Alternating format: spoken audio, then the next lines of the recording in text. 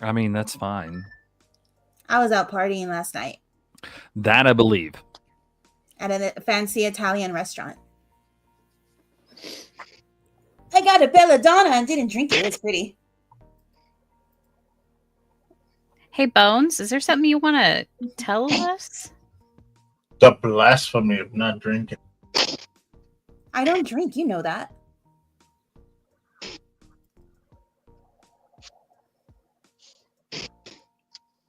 Bones?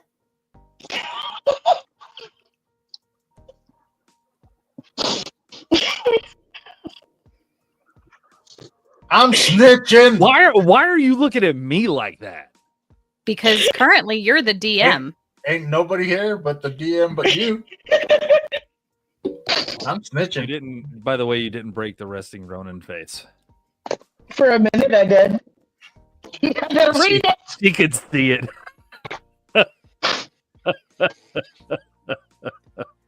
The most frustrating thing in the world is when you can't break the one that you love. And he is currently smiling. He just has his face turned so nobody can see it.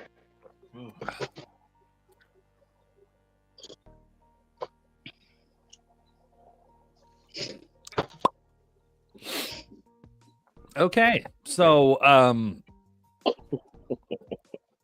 wow, what a way to start off. I got nothing. Ronan, do you got anything? I got nothing. Honestly, it answers so many questions. Like, how are we here? Why are we here? Who are we here for?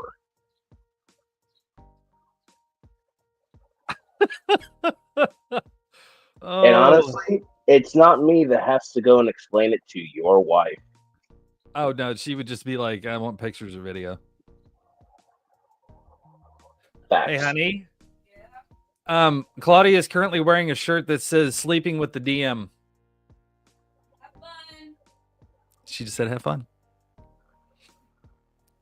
Told you. Look at that. You got her blessing. The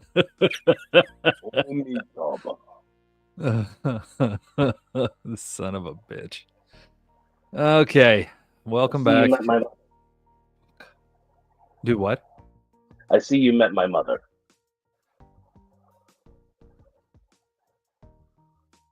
I'm gonna get a cigarette.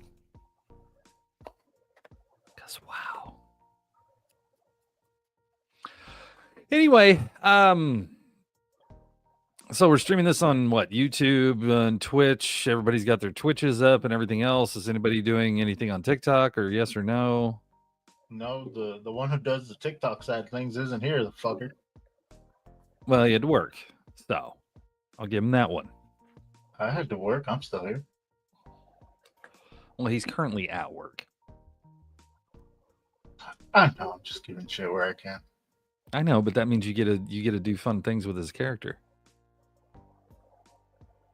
Well, no, because I had shit planned. Okay. Now I man. can't. Oh, you can still. So here's what's going to happen. We're missing two people. One is the dwarf druid, and the other one is, of course, the other warrior. So, by a show of hands, who would like to be Loch-Nor? Wow, really? Fuck all y'all. I mean, That's to be the fair, door, right? You want to deal with Loch-Nor? Okay, you got Loch-Nor. And then who I wants to be can give it the best shot. who wants to be the other dwarf, which is the dwarf fighter Uber Gingy? Oh, they're both dwarfs? Yes. Oh, I didn't even realize that. Yes, just like the 7 dwarfs in the new Snow White movie, they didn't show up. So, who would like to do the other dwarf? I will assign it, motherfuckers. This is like school all over again. It is, right? Raise your fucking hand. God damn. My Okay. arms are broken. Taxis is dealing with Loch-Nor the Dumb. We're going to give the other dwarf to the other well-versed player of this, Claudia, because she loves doing stupid shit. It's fun. You have to do what I say. Remember, you're sleeping with the DM.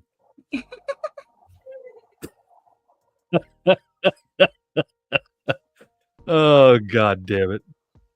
Let me load another character sheet. This is why I used the computer for that. Yeah. So everybody's stuff's on here. I'm good to go. So let's go over what we did before. We were at the tavern. We got onto the ship. We had a few fights. We sailed across. We landed the ship, pretty much beached it. And now the captain and his crew are trying to get the ship off of the island. Hold on. We convinced the captain to let us stay on the ship for the night. Yeah, no, we're getting there. Notes. My note taker really sucks ass. Anyway, yeah, look at that. Wow. Just not even gonna try to fuck it up. Sorry. Just not even Okay. We convinced the captain to stay for the night. Locknor went pillaging. I followed, and now we have more zombies coming after us. Yes. So Locknor decided he wanted to go out and touch things, as well as Zelnea wanted to go out and touch things. And we all know how those things end. So now we're at a point where the dead have once again risen and they're walking towards the ship. Zelnea has very much so strided past Locknor because he's got widow eggs. And she's almost to the group. And Locknor, of course, is trying to do his best pug run to get back to you guys. So, dwarves, you gotta love them. Oh, you damn elves and your long ass legs. Can't you just wait a tick? And he brings this shitty accent. Oh, by the way, off topic real quick. So yes, children. Yeah. So we heard that we have a new stepmom. What? Yeah.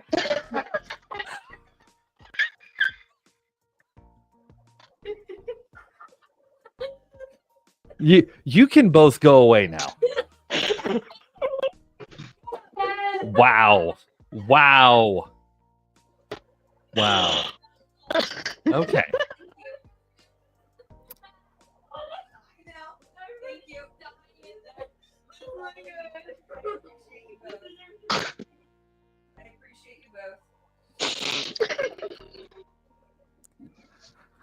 Well, that happened. Wow. I never said it would make it weird. Okay. So anyway, so off topic, they had if you guys have ever watched WWE, Hornswoggle went on the news. Now Hornswoggle is a dwarf that was in WWE, and they went on the news and they had God, who was it? I don't know, that British news guy. And yes, oh, you're a dork. And so they were asking, I forgot who the other guy was. He was infamous for fighting for all the stupid shit. And he was sitting there complaining about, with Hornswoggle sitting right there, he was sitting there complaining about how they were calling people with dwarfism dwarves. And he's arguing why they CGI'd the dwarves. And I'm over here going, you do realize that you're bitching about this right in front of a dwarf, right? Like, I don't know what the fuck. Oh, then all I could think of was, hey, our dwarves didn't show up. Must be a union thing. Yes. What? Yes, they had to unionize because of either a strike for or a strike against a certain movie. That movie on IMDb currently has 1.6 out of 10 stars.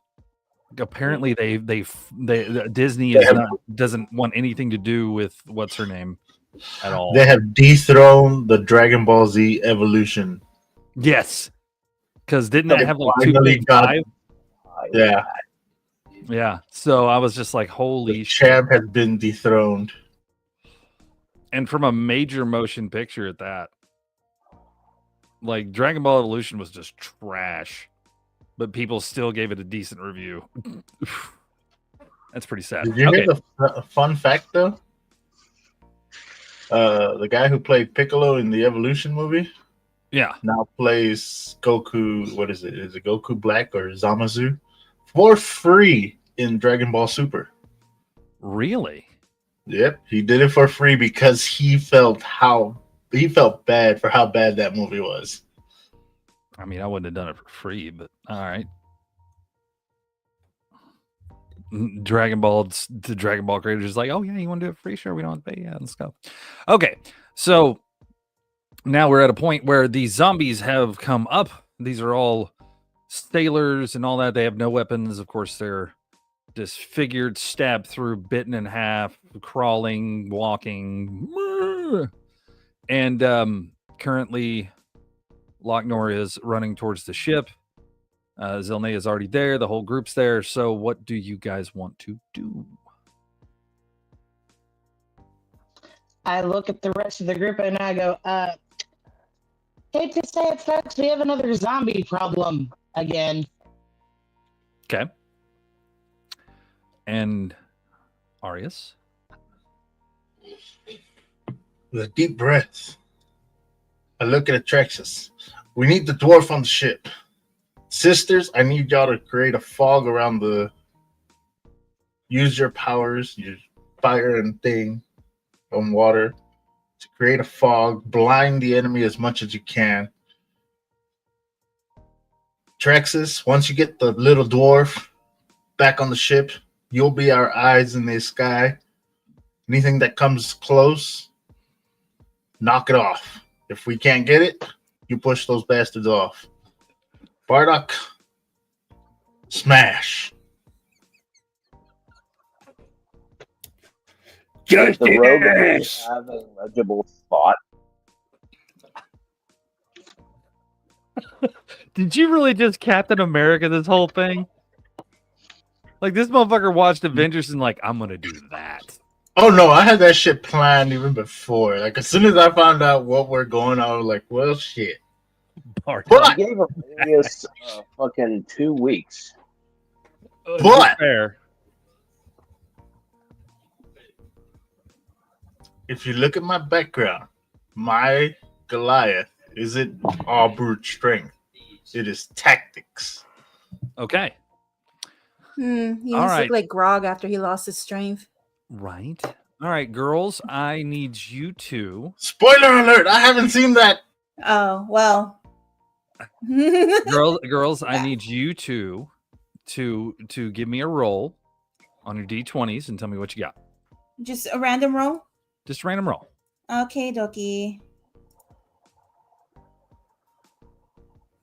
11. Okay. Syra. Give me 1 second. I'm trying to find my page. I have too much stuff open. Jesus fucking Christ.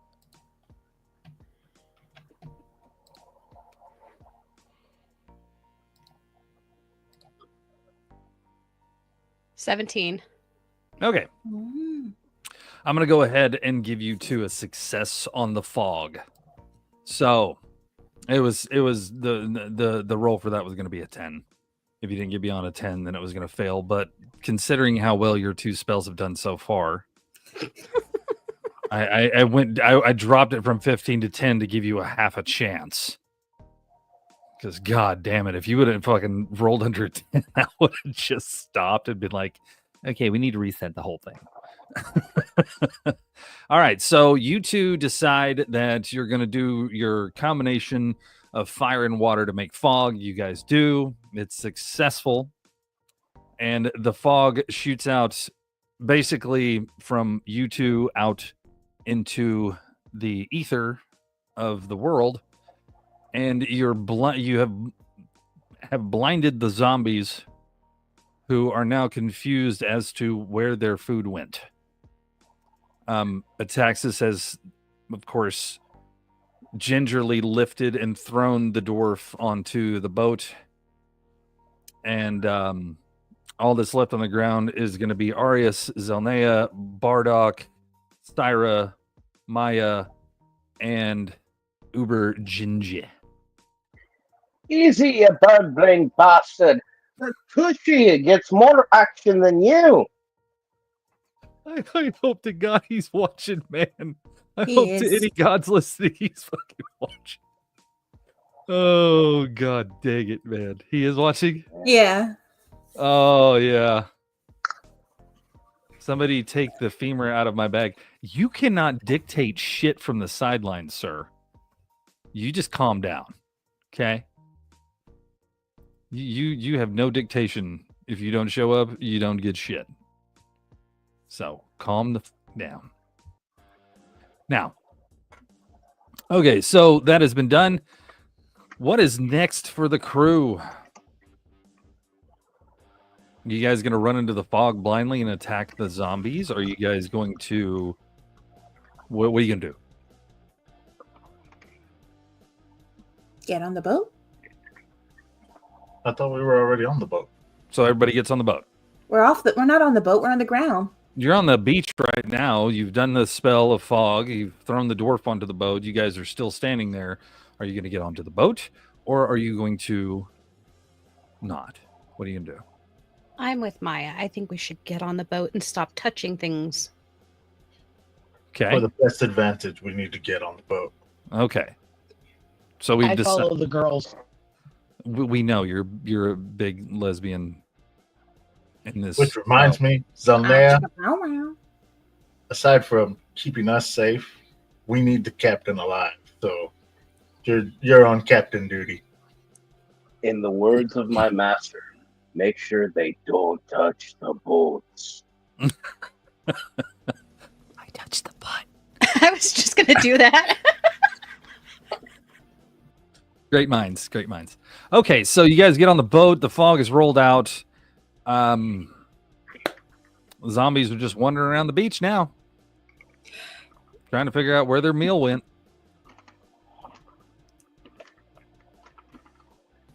Where's our meal? I'm hungry.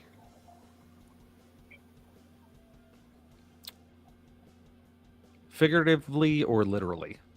Both. Sounds like a personal problem. Rude.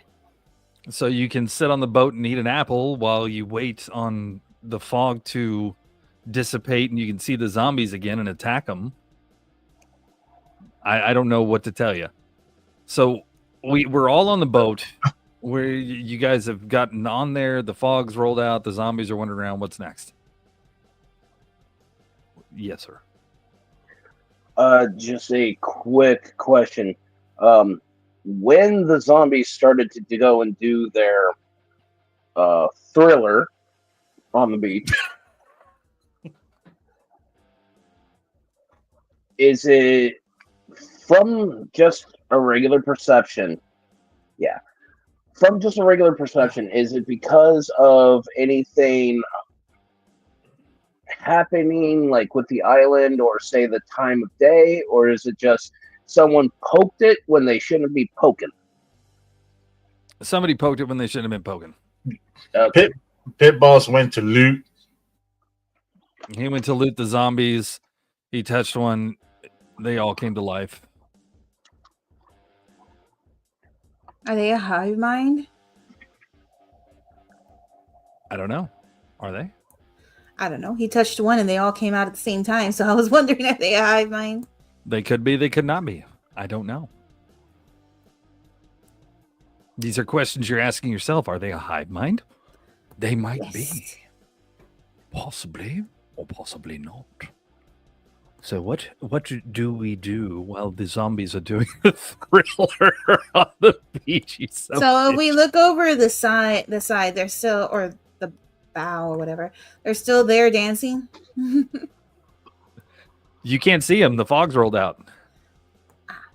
Remember, you fogged up the whole beach and the whole area around you to protect the boat. So at this point, they don't know where you're at. They're not near the boat. What do you guys want to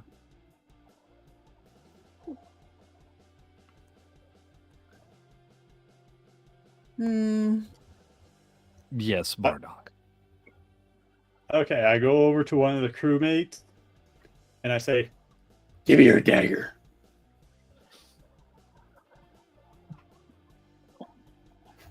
Okay, so the crewmate looks at you with a kind of a weird look and then hands you his dagger. Here you go. Thank you. You're probably not going to see this again. I go up to the front of the boat and I throw it to the right side as far as I can to lure the zombies away. Okay. Could have used it. So you toss out the dagger out into the void. It hits, it sticks into whatever is over there, probably a piece of another ship, makes a loud noise, but you guys can't see if the zombies are walking away or not.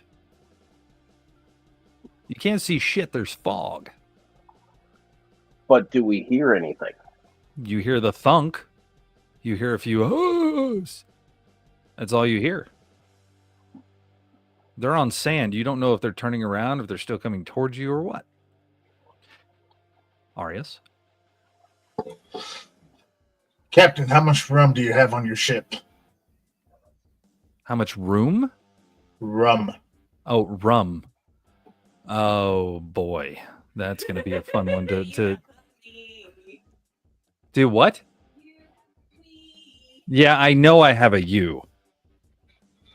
The captain looks at you and says, I got 5 barrels of rum on my ship. What do you want by? That's my rum. We need one of those barrels. For what? You want to be surrounded by zombies all night? We're going to have ourselves a roast. The captain looks at you with this just look of what the fuck? You want to use my rum to do this, that, or the other? Okay. Sir, it is your rum or your gunpowder. Choose. The captain reluctantly hands you a barrel of rum. I would have given him Traxxas, gunpowder. think you can lift this? Before I do that, roll it on its side, pop the cork out. I want to test something first. Oh, god damn it. Okay, so you roll it on the side, you put Right, it out. are you going to test the proof? Duh.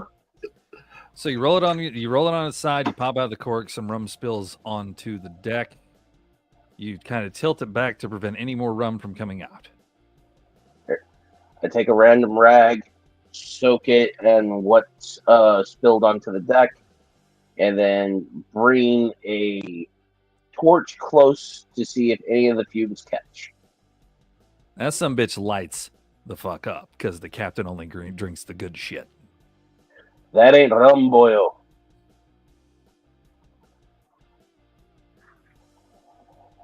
So what do you guys want to do now?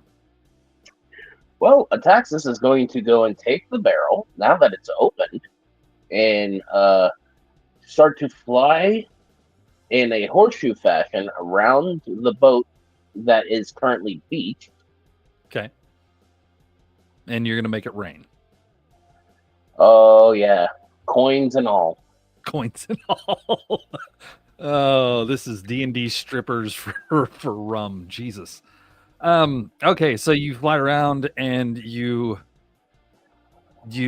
literally dump this out into a U-shaped pattern around the front of the boat, basically blocking between sand, water, and boat. What's next?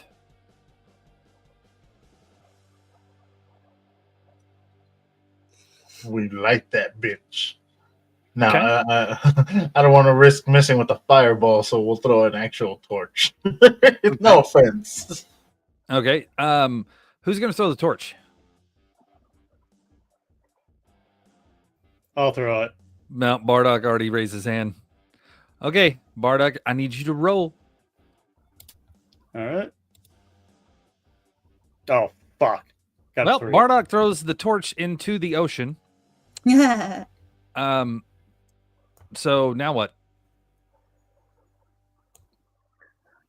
Oh, This is like the Messiah. clumsiest fucking group, I swear. I smack him upside down the damn head, and I'll throw the torch. A proper torch. Okay, go ahead and roll for that throw.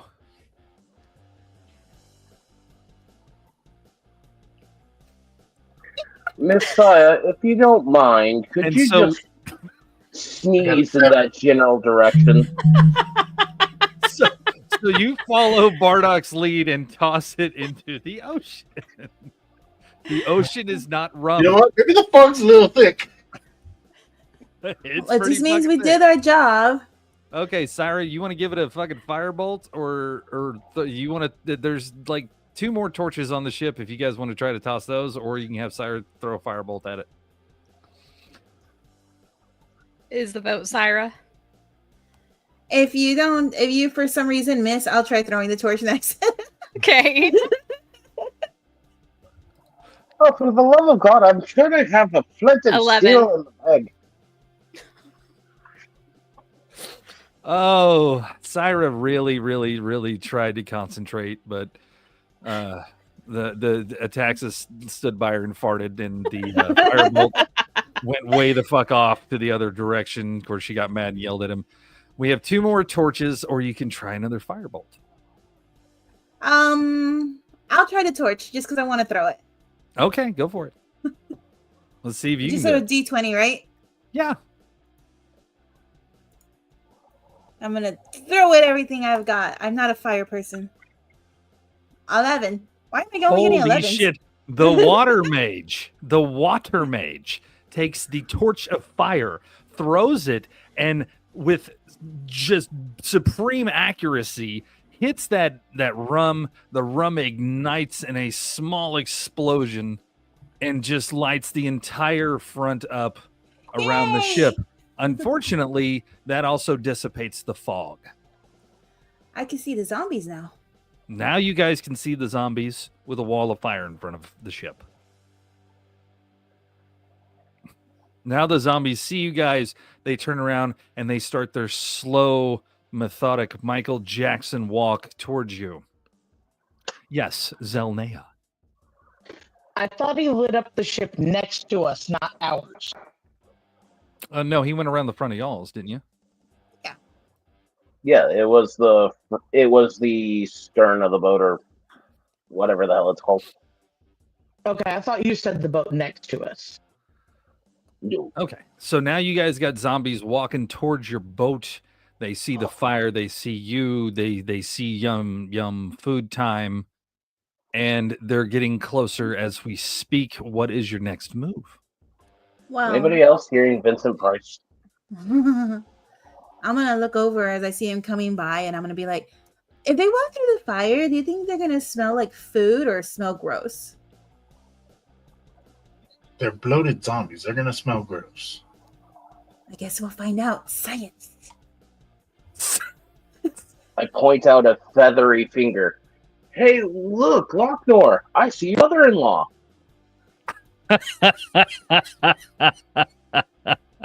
Poor pit boss. I know. I get pit boss. I don't know. Why is it blue? Why is the rum gone?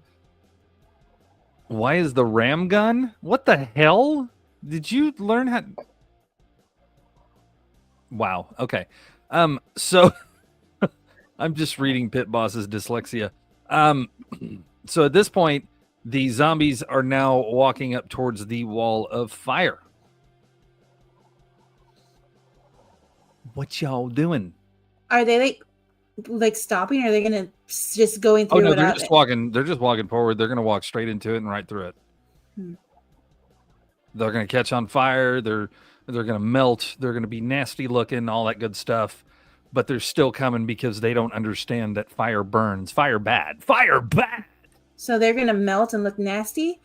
There's- That's why yeah, we but don't they- have video cameras at this time. You also have to understand these are zombies that are nasty and just came out of the water, and these are people that have drowned. They have water all in them. They have water all around them. It's gonna evaporate the water somewhat, but it's not gonna kill them. I'm sorry. It's just About I got how many I got zombies- Careless Whisper started playing in my ears.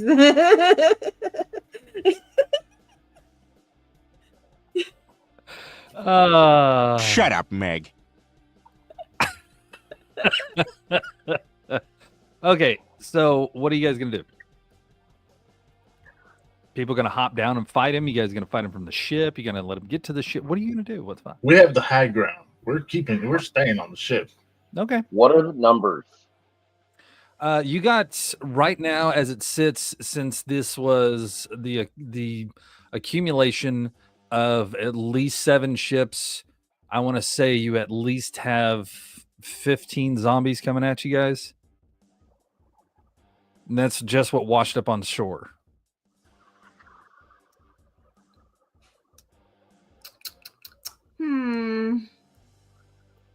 What do we do? Should we see if they burn or should we like start hitting them? What do you guys think?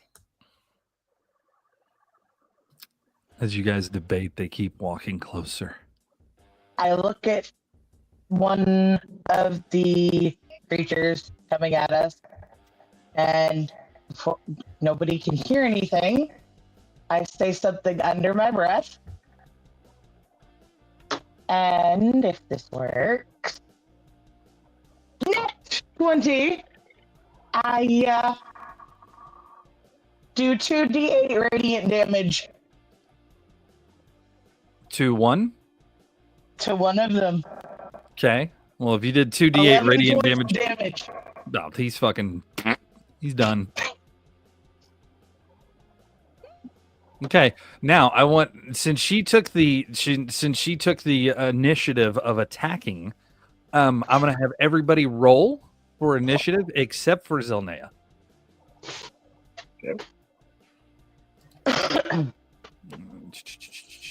I got 14. I got 16. Okay, 12. Who? Okay, what did you get, Jackal? 14. 14. Okay, so Bardoc's first, then Jackal, then then Ataxis, then Maya, then Syra, and then of course Ataxis rolled for Pit Boss's character, which was a 4. So It was a Hold 4 on, plus then a I have 1, to roll so a 5. for Donnie's. so a 5. You're still just behind.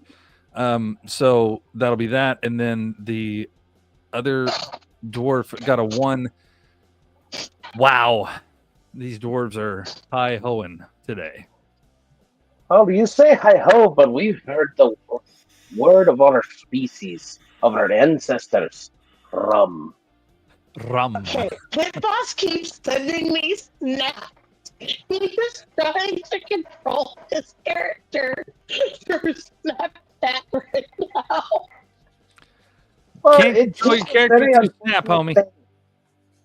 He has full control of your character. Since you are not here, you have no say, sir. I'm sorry.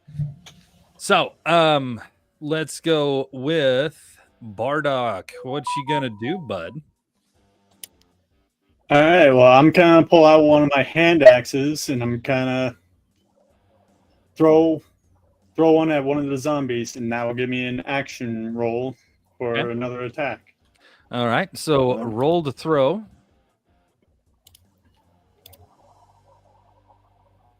$15.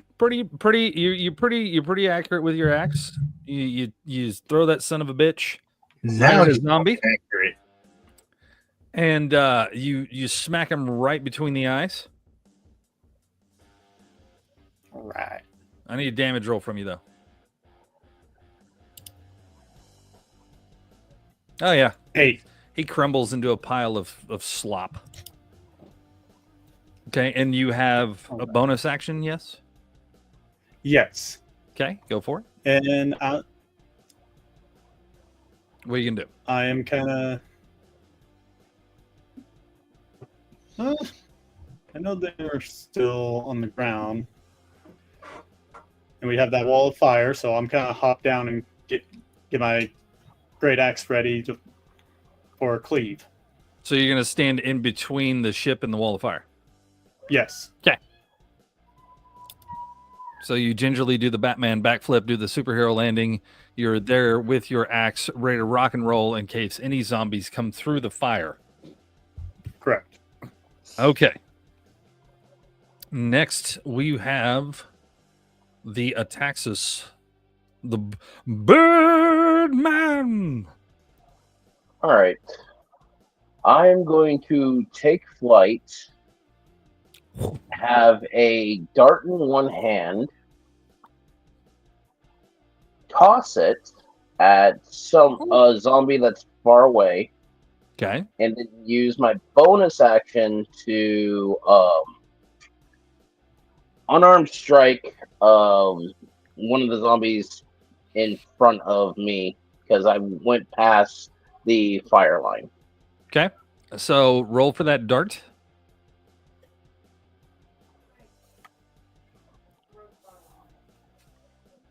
Oh, 16. there you go.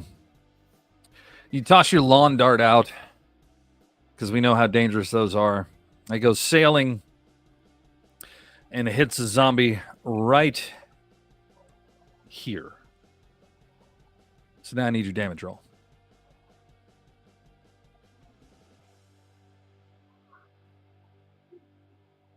Oh yeah, 5. he's done. All right.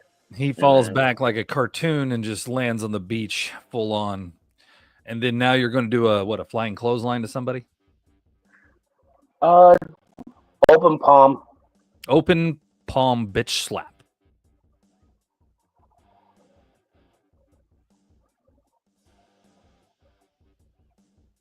Okay. As you go for your open palm super strike, you just missed him as you fly down because the zombie for some reason tripped and kind of fell over right at the last second. So if you guys haven't realized yet, to hit these zombies, you got to at least have 15. At the least. That's your minimum roll. Because you've already done it twice. So. But you just barely miss him. But I will give you this. Your palm strike slightly grazes the side of his head.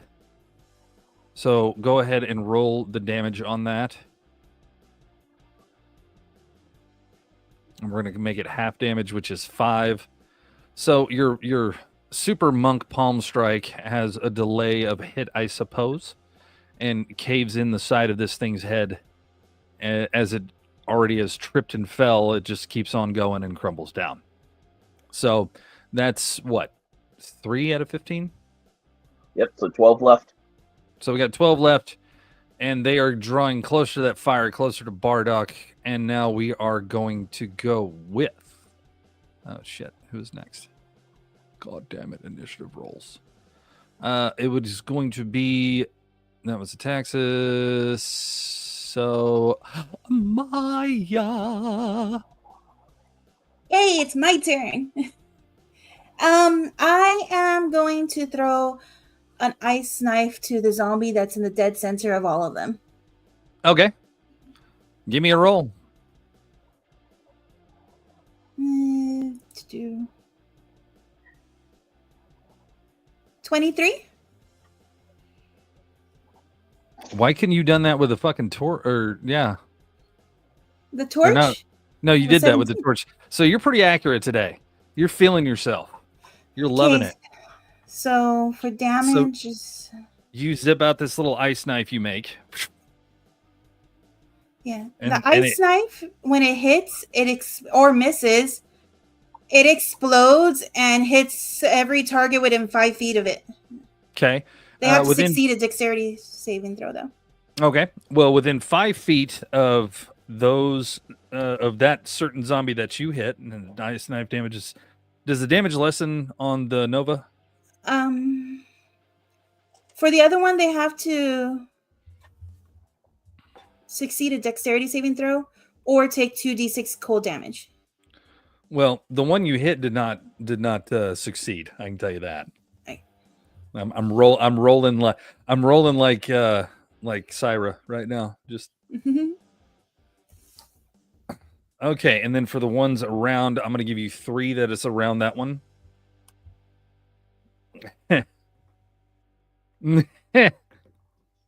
Okay, so roll your damage. 2d6. Let's Yes. see, d6. 9 for all of them. Okay, so you throw out this ice knife. It hits that one zombie right in the chest. He looks down at it like, what the fuck? And then it explodes into a lovely little ice nova, sending shards out to the other three and just planting them into the ground. They're all done. So now we went from 12 to 8. And they are still thrilling it up onto the ship. It's never going to get old, by the way. And now we're at... Oh, God damn it. We're at Locknor. It's going to go Locknor, then Syra, then Uber Gingy, and then it'll be the zombies' turns. So remember your order, please. So Locknor's first, then Syra, then Uber Gingy. What happened to me? I thought you went. Where was your? No. What was your roll? 14. Well, fuck's sake, man! You're not rolling in this. That's why I didn't see it. Okay. Well, then let's hit you up then, since you know. The entire time I'm like, wait, did I go? Did I not remember? Remember your initiative and speak up. You're the DM, sir. I'm not going to be able to keep. My brain is processing as fast as it can with doing all this shit. So you're up. Since Maya decided that she wanted to go a little bit more, she pushed you out of the way and then threw her knife. So now it's your turn. Good job, Maya. Goddamn, what a bitch. I could see her teeing and throwing her knife. It's like it scraped my ear. Oh, God damn it. Okay, you're up. Arius, what are you going to do? Well, you gonna go hide in shadows? Bardock decided to jump off the goddamn ship and, screw our advantage that we had. Not necessarily. We had the high ground. True. Tell that to Anakin.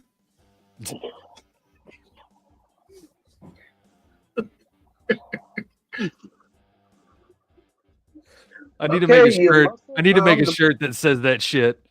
But I have the high ground. Yeah, tell that to Anakin. I'll put it on the list. Right. I'm still waiting for my "Why Are You Naked" shirt. I'll be sure to buy that. I'm still waiting for the "Why Are You Naked?" Why are you naked? So with a short bow in one hand, I'll jump off the ship, aiming to land on one of the zombies, while shooting an arrow at another. But I have a +6 athletics, so that should help. So you want to jump off the ship, past the fire, onto a zombie while you're shooting Wait, they your haven't bow crossed like the- Legolas? They haven't And- crossed the fire yet? No. Oh, I thought they had. My bad. I mean, you can do it, but I swear to God, you're going to do an athletics check, and if you fail it, you're falling into the fucking fire. I have a +6, so I mean, that's cool. You can still fail it. don't jinx me. I'm doing it either way. So you want to Like, do glorious on my end over here, so you want to do the Assassin's Creed leap off of the top of the very, very tallest part of the ship onto the ground? I didn't say that. I could hear the screaming eagle as you fall and fucking land face first and die.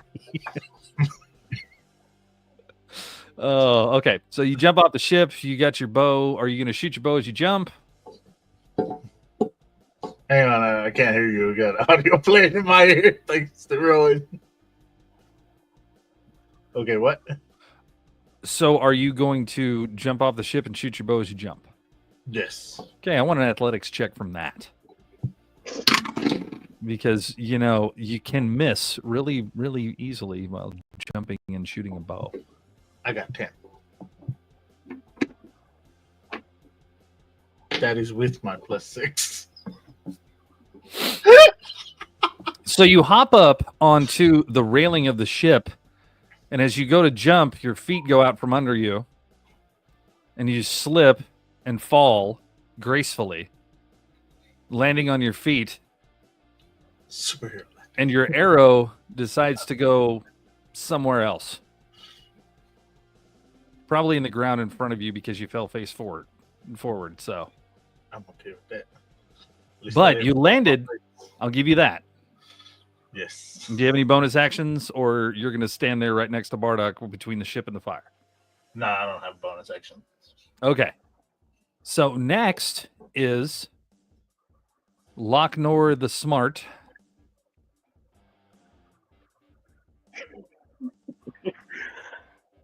I gotta give you control of his character more because you actually fucking smiled, bro. What do I need to roll to land on either Bardock or Arius?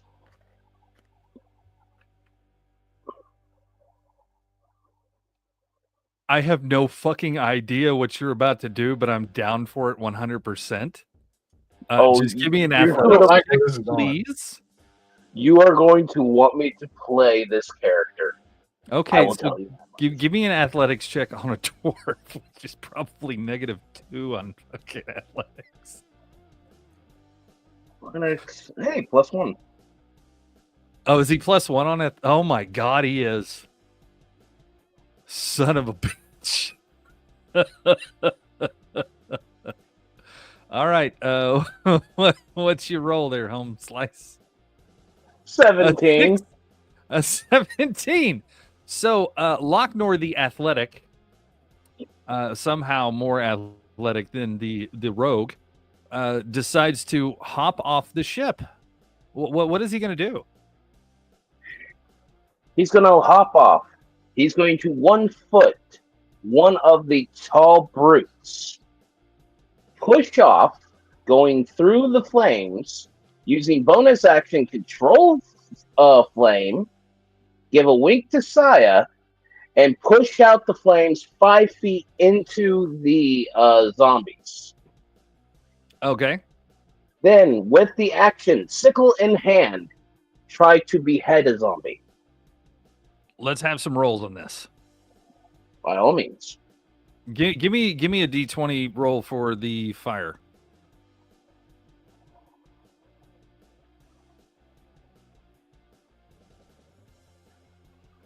Why is he on point with you? Like the because when a master has a dwarf,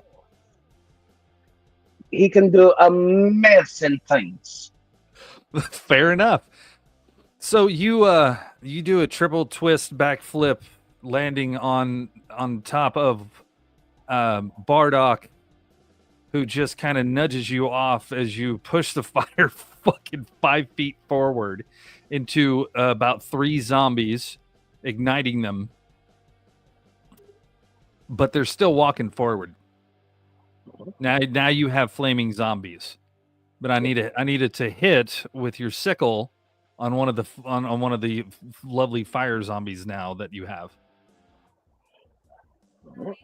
Yes. They didn't judge people for their sexual preferences. What? Flaming zombies. Oh, stop it. 16. Okay. Sir, I believe that's a hit without the plus. Yeah, that is. Very much so. So you swing and you aim for the neck.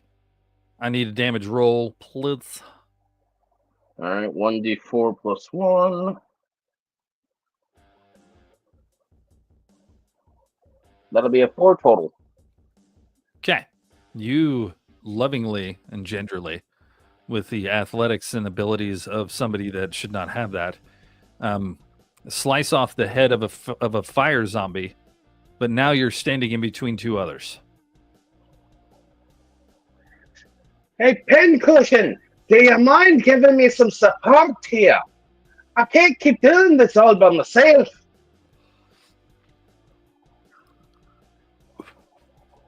God damn it. All right, who's next?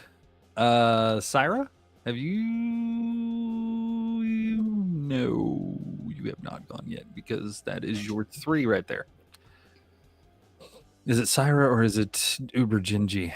No, Uber Gingy was a 1. Uber, oh, did he? Yeah, he was a 1. So you're up and then Uber Gingy. You're on the ship. What do you want to do? You do know that the wall of fire has moved 5 feet forward. 2 zombies are now on fire in between Locknor as he cuts one head off. You have, God, how many more does that make? Four more?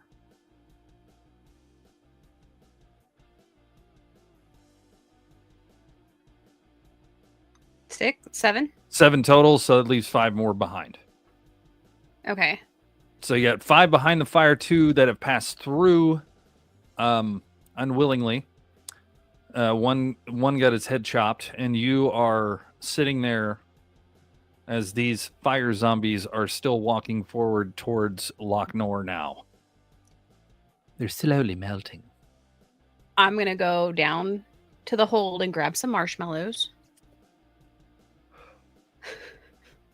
I can't tell if she's serious or not. I really need to get high for this shit one Choking. day. Like, I really need to get high for this shit. Like, man, you guys are just doing a great job, man. Love you guys.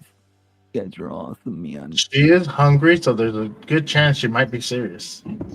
I was not serious. I just said I was joking. Okay. Okay. I'm going to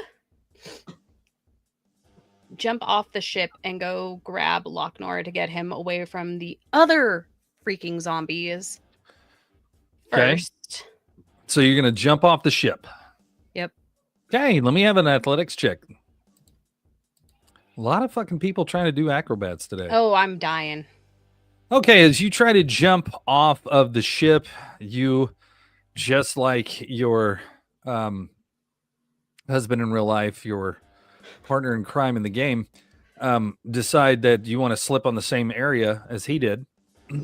Partner in crime in the game. Maya, because she's a bitch. I mean, who okay. She has done nothing to you today, sir. No, she did hold on to the rail that you guys are slipping on. So you slip, you fall face forward from the railing of the ship, and you land face plant in the sand in between Arius and Bardock. Can I make a roll to save, prevent her from fucking falling on her face? You can try to catch her. Go for it. What do I got to roll? D20, right? Yeah, roll a 20 and see what happens. God damn! You got a 1? So you missed. Bardock, you want to try to give it a roll too? Yeah, I'll catch her. Save me, monstrous. What? Yeah, that was a complete 1. 15. Okay, you at the last second you dive forward like Batman. You grab her out of the air, and you do a nice little barrel roll with her, pick her up, dust her off. She's good to go. Arius just kind of turned his back and it's like, "What was that?"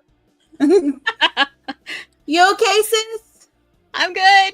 Okay. Okay. I like this guy. Now you have 2 fire zombies in front of the 3 of you. The very smart dwarf is in between those guys. What's your next action here? Oh, I don't want to do it. I'm either going to hurt everybody or hurt nobody. Well, what do you want to do?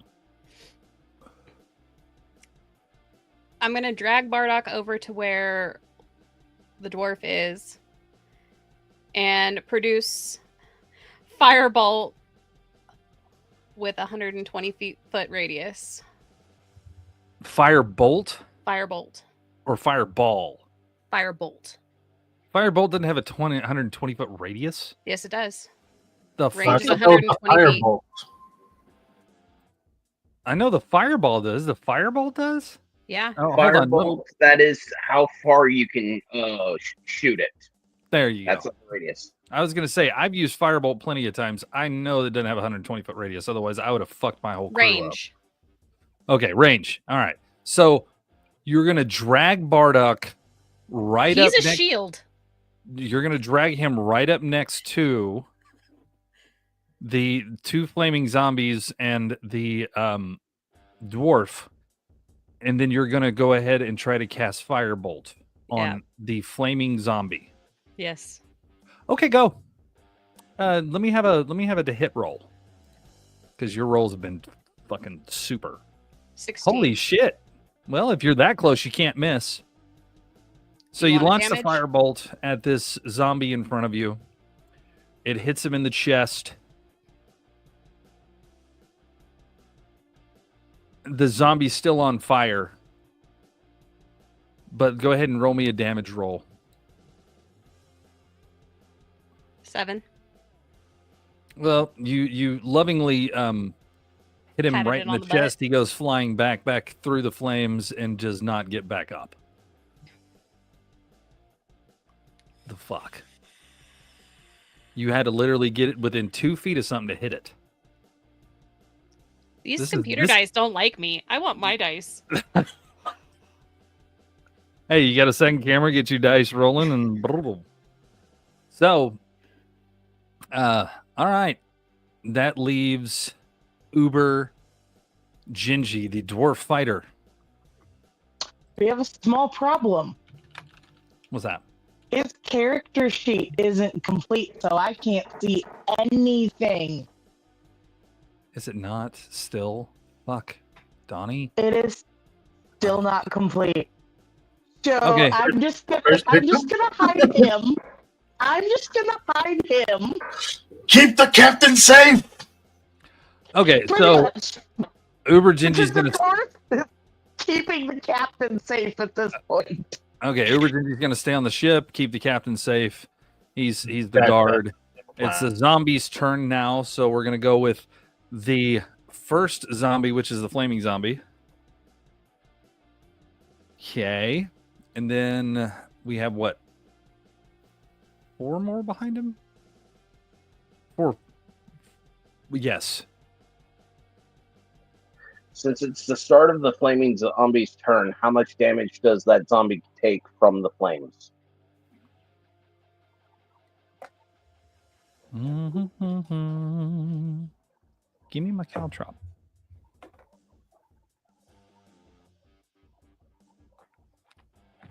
Oh God! Oh God! That there it is. Hey, listen! I dropped a caltrop. If I would have stepped on that son bitch, it would have hurt because it's one of my metal ones. That motherfucker would have went right in my foot.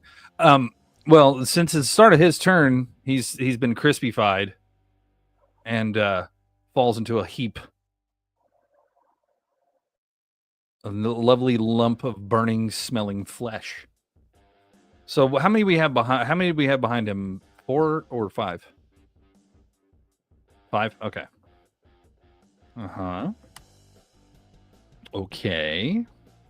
Sure. Right. Done. Okay. So, the 5 that are there are now just moving forward towards everybody that's on the beach. They're, as it sits, walking through the fire and igniting themselves.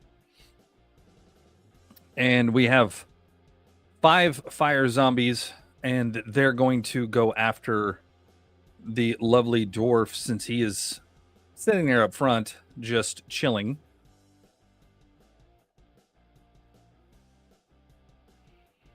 And he swings at the dwarf and hits him. No apologies. He got lucky he didn't get a nat 20 on that one.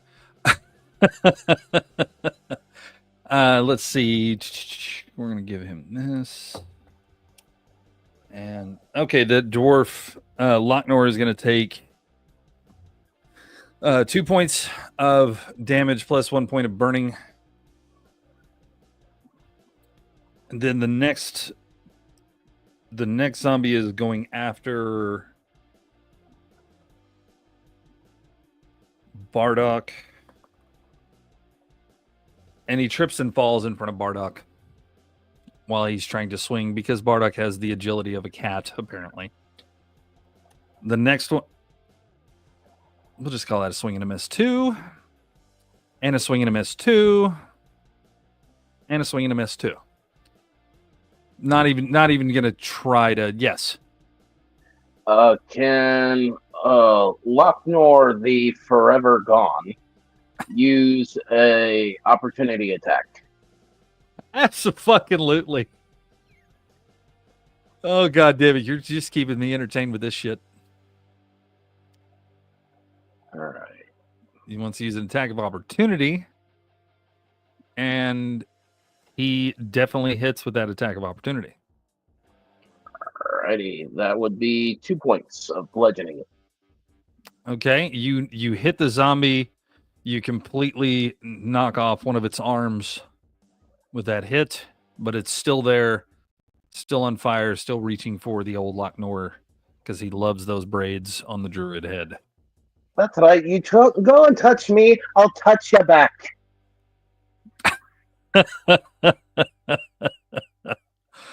Okay, so let's go back up to I believe it was a Taxus.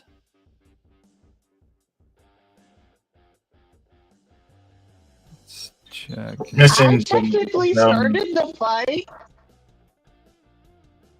Oh god damn! This so is it would be my turn. That is true. You did start the fight, and we're going to start with you. You are on the ship. What are you going to do, Zelnea? Do me a favor, Bones. Have the zombie that just whacked at the dwarf make a dex save for me. No. Okay, it's gone. What are you doing to said zombie? Sacred Flame cantrip. Okay. You just took 5 points of radiant damage.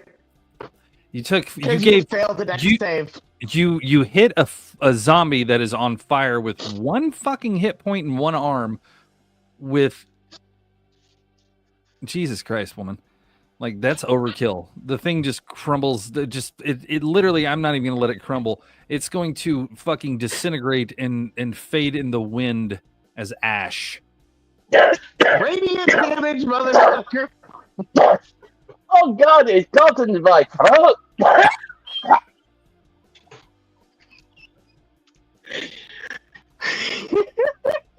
Fuck's sake. All right, Ataxis, you're up. There is 4 zombies left. They're all on fire. They're coming towards the group. You, of course, are in the air. Oh, great dart thrower of dart throwers.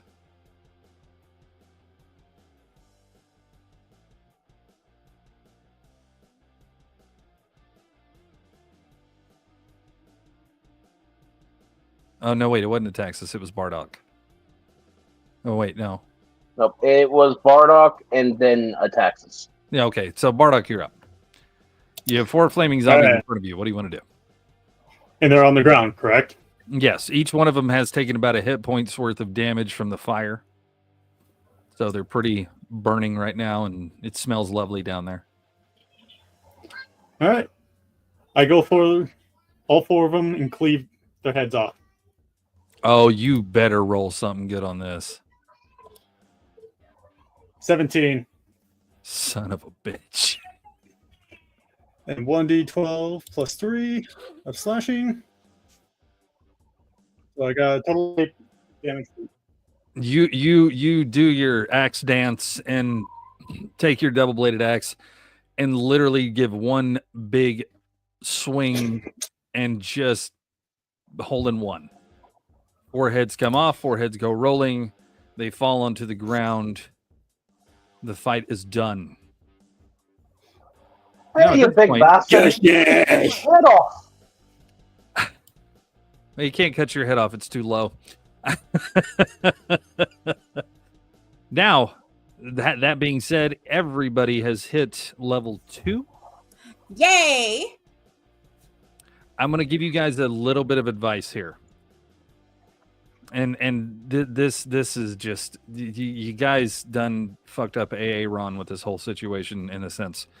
Number 1, he went off and he touched something, which he's going to do all the fucking time. So you might want to put a rope around that motherfucker. Number 2, you had fog and you had zombies disoriented. You could have just pushed the ship into the fucking water. And then the ship would not be on there would not be on the beach anymore. Then you guys could have killed them all. Where's But I the did like the firewall. I was waiting on Ronan to go, hey, let's push the ship into the water. And he was like, no, I'm going to fly up and throw darts. Like, oh, God, this stupid has infected him. No, the stupid hasn't infected me. You got to understand something. This is a big ship. Uh-huh. All of us together would not have enough time to go and push a beached ship before we became zombie kibble.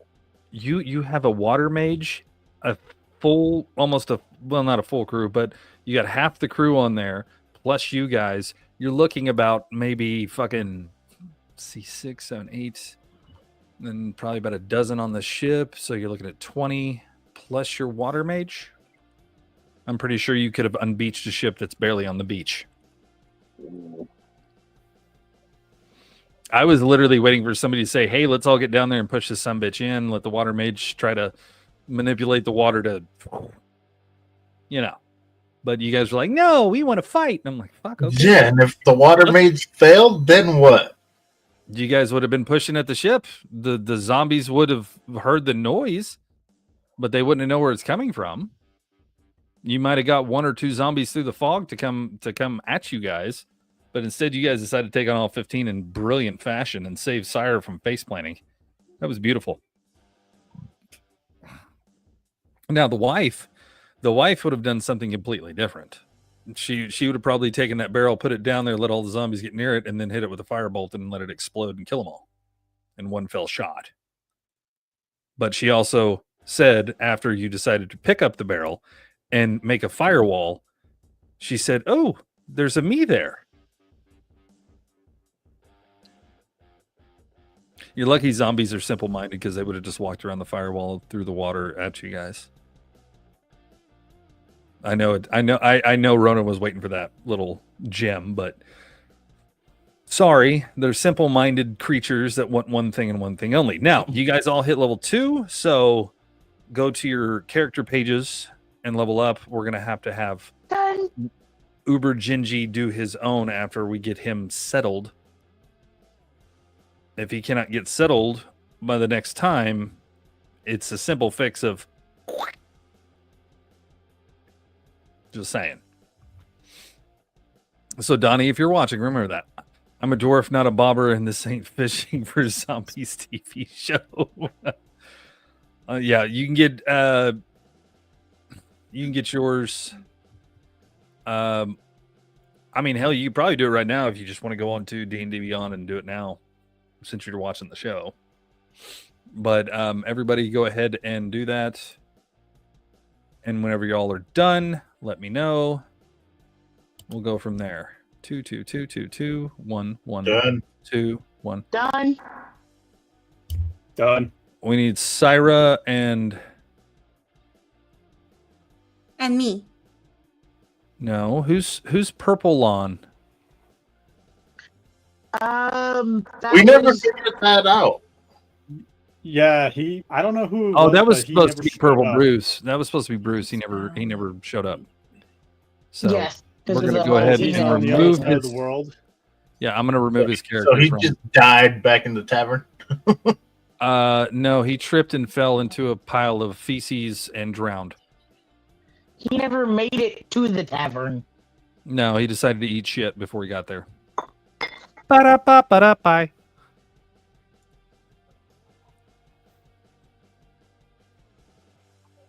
Yeah, because I was like, we have 8 people. Why do I have 9 on here?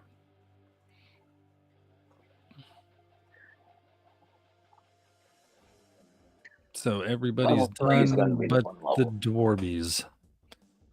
Okay. All right. So what do you guys want to do now?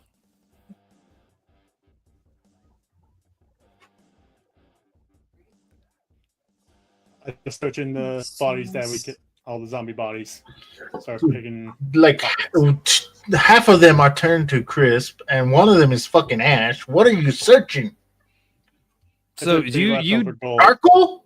you dig your hands into piles of goop and nastiness and bone and sinew and muscle and tissue and all different kinds of things, and you find nothing because the pretty much anything they had in their pockets fell into the ocean. I mean, I could let you you find 5 digits and you put them on your fingers and wiggle them around. Wow. What I got? Is it nighttime? I'm a zombie. It's getting there. Maybe we should rest up for the night and then trek on in the morning when the light comes out. Okay. There's one suggestion. I'm down for that, and I'll take the first watch. Okay. The human's pretty cool. The human's pretty cool. All right, so let's go ahead and call it what it is. You guys are going to hop up on the ship, and you guys are going to take a nap, a long rest. So long rest yourselves. You're going to have no more incidents because you guys have pretty much taken care of anything that was on the beach. We're going to wake up. Everybody's refreshed, ready to go the next day. You guys are going to get off the ship. And you guys are all standing on the beach. What are you going to do?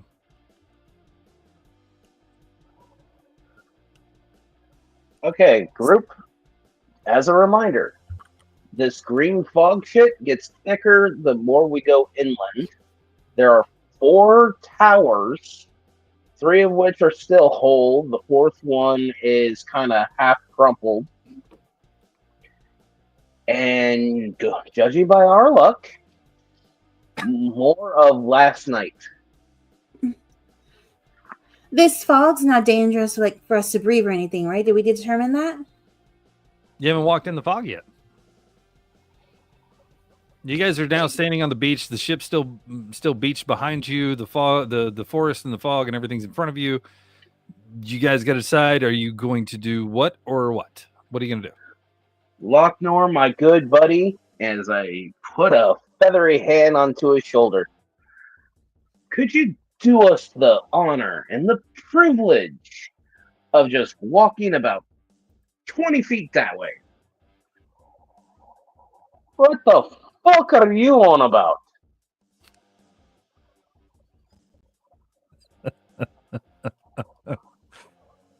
So you want Locknor to go out and look and see if the fog's going to affect you guys or anything like that? Yeah. Okay. So Locknor walks forward towards the edge of the fog, turns around, looks at you guys, kind of just gives you a shrug, turns around, walks into the fog. You guys can still somewhat see him. He's standing there. He's looking around. Are you breathing? It smells like eggs. Locknor turns back around, walks back out of the fog, says he's fine, but it smells like eggs.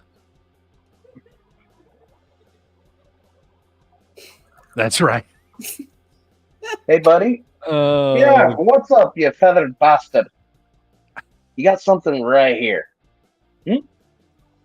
Oh, breakfast.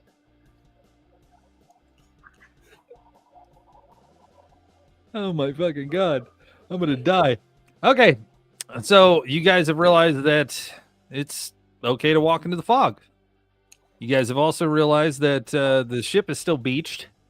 Okay. And So- the crew is currently at this point trying to push the ship out back into the ocean.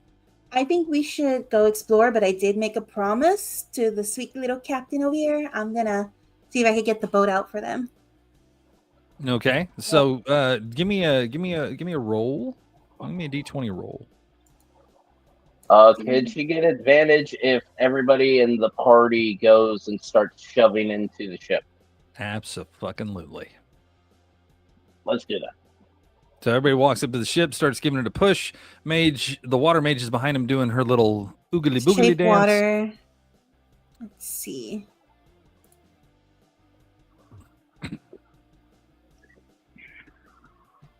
So would that give her an extra 7 on her roll since there's 7 of us? I'm going to give her an extra 5. Fair. Yes. With advantage, she would actually make that D20 roll again and go with the higher number. Oh, You're not wrong.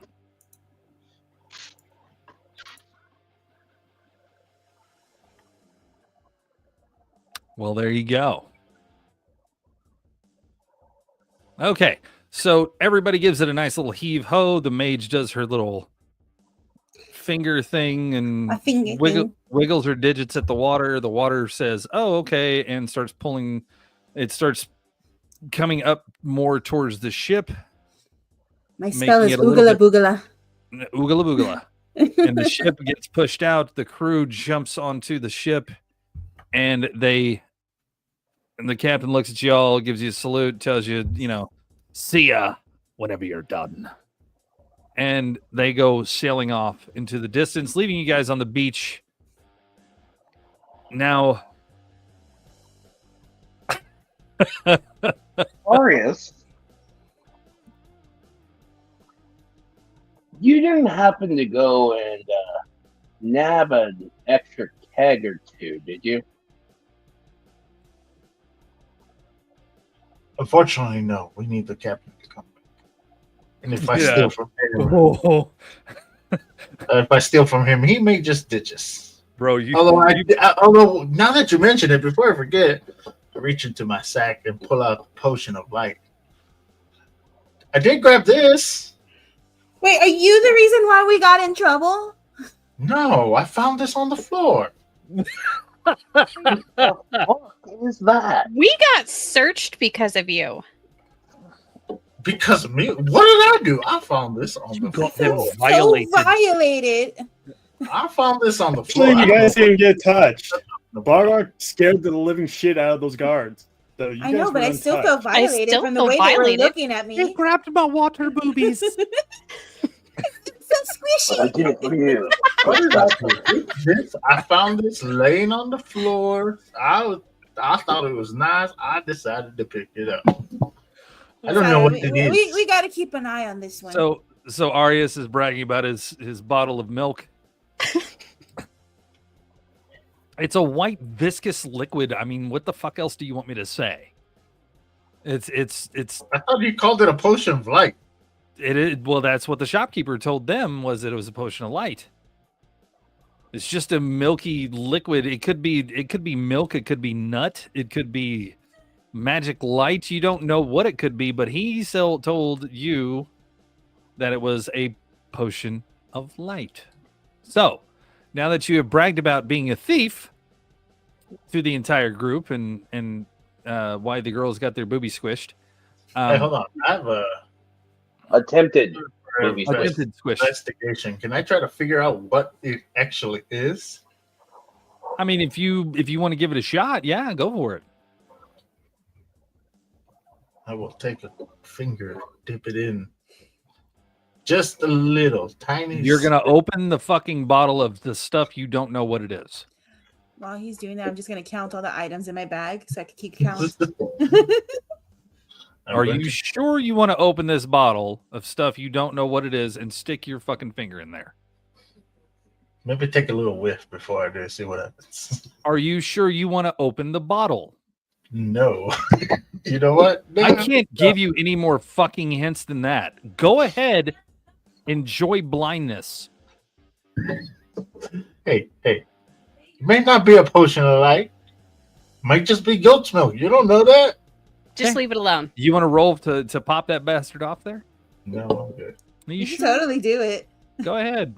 Everybody's cheering you on right now. You know what? After recalling my recent dice rolls, I'm gonna just say no. Okay, so you put the potion back into your cloak of many pockets, and cloak of stupidity. Oh, I get. Not only do I get you guys, I get the fucking wife in the background just laughing her ass off. Do me a favor though, Arius. Do me a favor. Roll a d20 just one time. I want to know what you got.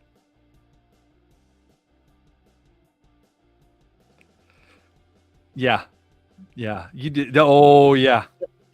Well, I mean, with the 7, it would have been 9, but Oh, still. bro, I would have hoped you opened that fucking bottle. I really do. I really fucking do, because it would have been bad. I think I need to switch the dice. He would have had you wrapped up like a douche in the middle of the night. Pretty much. Blinded by the light. Yeah, look at he's putting those dice away.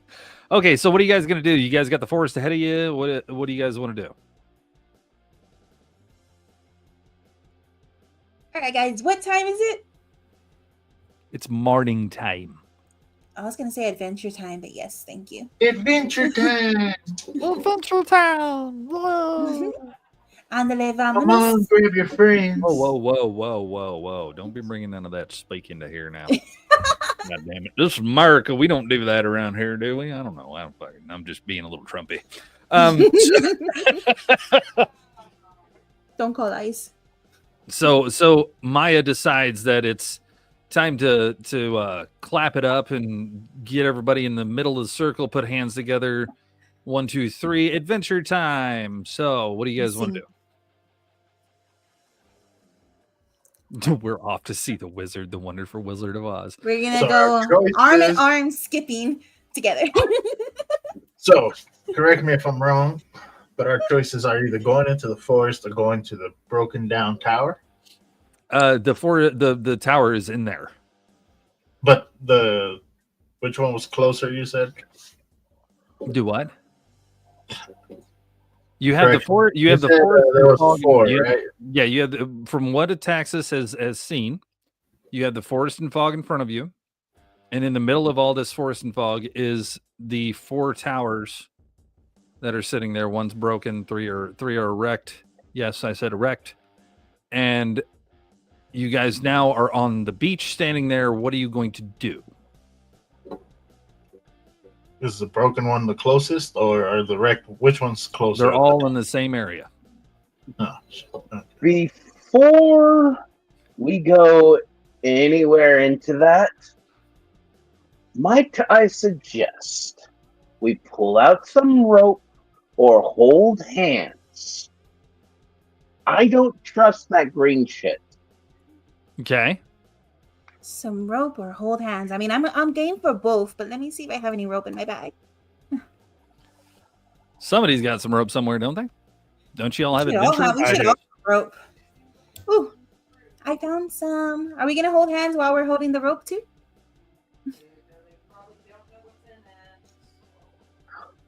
Oh, Lassie, I'm pretty sure I'll gladly hold your hand. I have to warn you, it's a little wet. She's got moist hands. Giggity.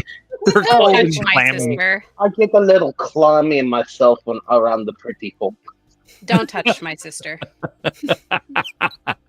Yeah, she keeps me nice and warm. I'm gonna give her a hug. Steam comes out. I step between the It gets dwarf steamy. and the girls and go, yeah, I'll hold your hand.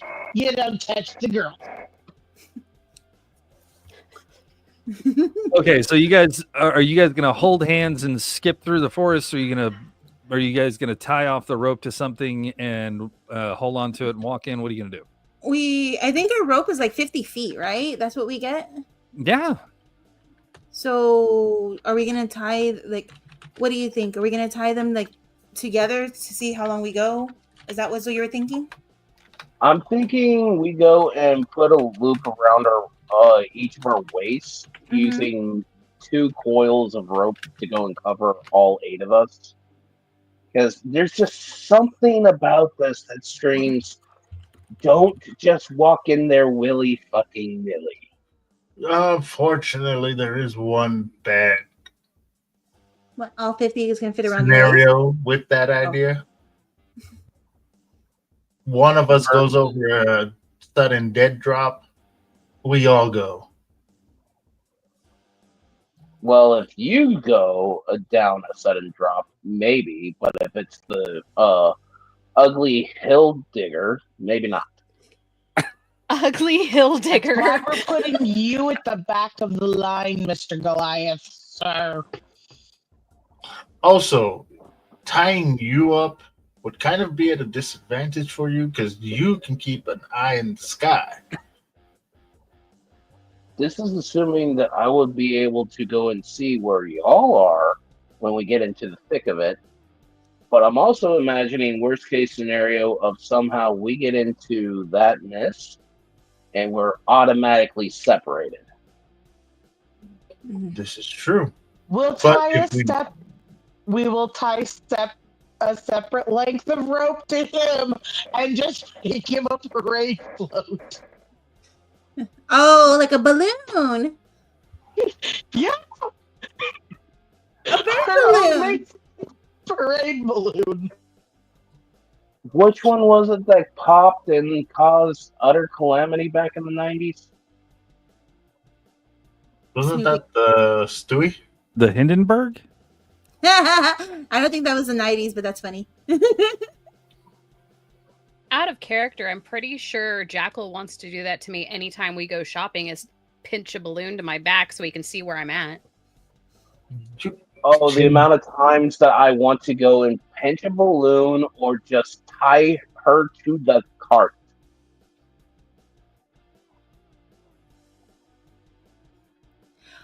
Anyways, I like the idea of all of us sticking together. So yes, the rope idea is a good idea. I'm iffy about the rope idea because if something attacks us, we won't. We are stuck with the limited range. Or do you want to hold hands then?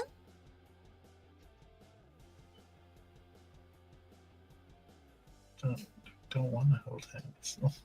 Why is the fucking bar not quiet here? How about an opinion? I say we just tie the rope on the bird's leg, and if we get in trouble, we yank him down. Why Holy shit, he has a normal setting aside from Batman?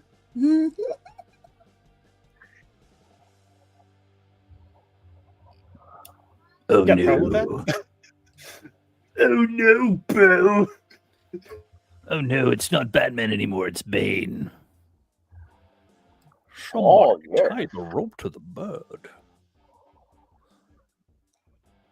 All right, so are you guys tying the rope around yourselves? Are you guys singing Kumbaya? Like, what are you doing? We could sing Kumbaya. That was an option. I will hit the button. I think instead of Kumbaya, we should go with Red Rover. Ooh, Red Rover, Red Rover. Let zombies come over. Who's leading this group? What are we doing? Well, I'll be since up I'm front. going to be the Channel 3 News, I'll be up in the air. Tell us about the traffic attacks. Okay, And so let's not see it. the tax is going to take off into the air so he can track your movements in the thick fog he can't see through. Oh, that bird vision will do you so much good. Take my hand, sis. I got you. I'm going to hold Maya's hand. Another fog starts forming because you. No, I'm just kidding. Look, we create our own fog. Take You that. guys got a ball of fog around you just from holding hands. Well, we're steamy. You just hear a sizzle like fucking macaroni's boiling. Oh god. Okay, so you guys gonna walk into the fog while the tax is up in the air watching your backs. Yes? Mm-hmm. Okay. So you guys gingerly walk forward and start walking into this green mist into the woods while Ataxis is, of course, above scouting out the wind and the sky, and he watches you guys disappear into the fog. He cannot see you. Let's face it, he's just like, I'm free, free falling now. Right? And there they go. I knew we should have gone with the rope. Okay. So everybody walks into this fog, and you guys just start walking forward because you know that straight ahead of you is this lovely 4-towered building that Ataxis has seen. He's up in the sky, watches you guys disappear. Ataxis, are you going to join them or are you going to stay in the sky? I'm going to attempt to land where they disappeared at. Okay. I have a question. What is our visibility like? Like how far can we see in front of us? You guys can see about 3 to 5 feet in front of you. Okay, so we should still be able to see each other. We're all close to each other. As long as you guys are staying close, yeah. Okay. So you're going to attempt to land I'm going to attempt to land where they disappeared from. where they disappeared from, yes. Okay, I need you to roll a d20, please. Actually, no, I need you to do a dex roll for me. Dex roll coming. Mm-hmm. Oh, this is gonna be fun. This is gonna be great. Just a dex roll or like dex saving? Dex saving.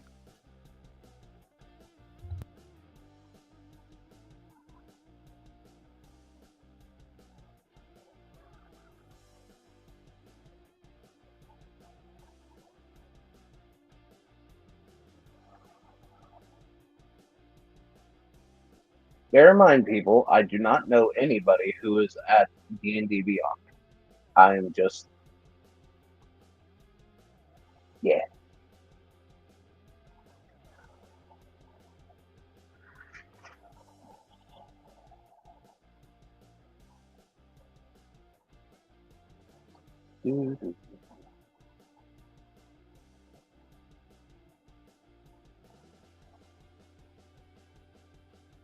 Sorry, kid stuff. Okay, Oh, so good. you dive down. You do a nice little flip, and you land on the ground like a superhero, right behind everybody. Startle the shit out of them. So everybody turns at you, weapons drawn, and they realize it's you, and they go, "Oh, never mind." I can't see shit! Okay. So you've told the group you can't see nothing from the air, that it's too thick. So you guys continue on your journey forward. At this point, you guys are about 20 feet into the fog, and Locknor, the ever vigilant, and the undead Locknor, because somebody likes to put him through boats. Locknor looks down at his feet and notices a bunch of flowers everywhere.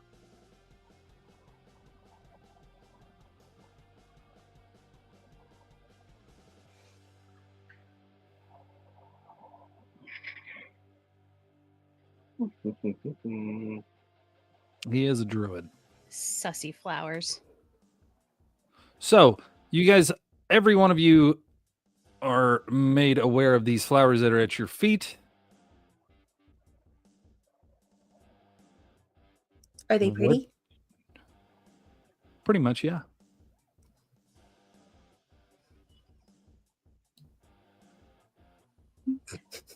That's Ooh, I want to have one for my house. I'm so tempted to pick one. I'm like, don't do it.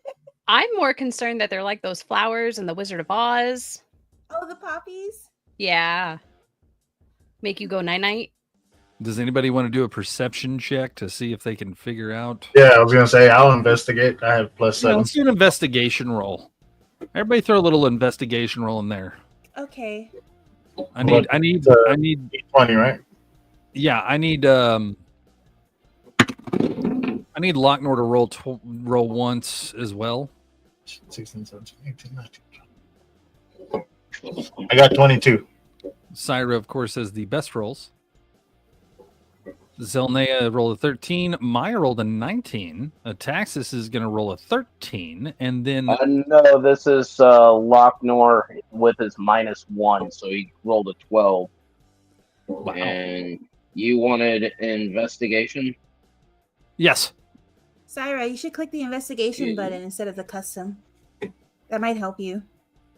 Yeah, go. I'm going to give you another chance there. Syra. Where's investigation at? It's the big Under list skill? that says acrobatics, animal handling, all that. It's there. You should see a button next to it that you could press. Bardock does an intelligence save, and we know that he's retarded. Oh, It there you should. go. Right under. All right. So Already got Syra was made aware of these flowers. She looks down and she notices those flowers, and she knows what they are Oh, she beat me. I got 22. because she's a mage, and she does study. And you did, Arius, you said you got a 22? Yes, sir. Okay, so you both recognize these flowers. These are what's known as corpse flowers. Ooh. Now, you know what the flower is, and you know that it's in the ground on this island. And you see, as you lean down and you get a really close look at one of these flowers, as Syra leans down and looks and says, "Oh, these are corpse flowers," and she notices that there's a little bit of a green smoke coming from these flowers.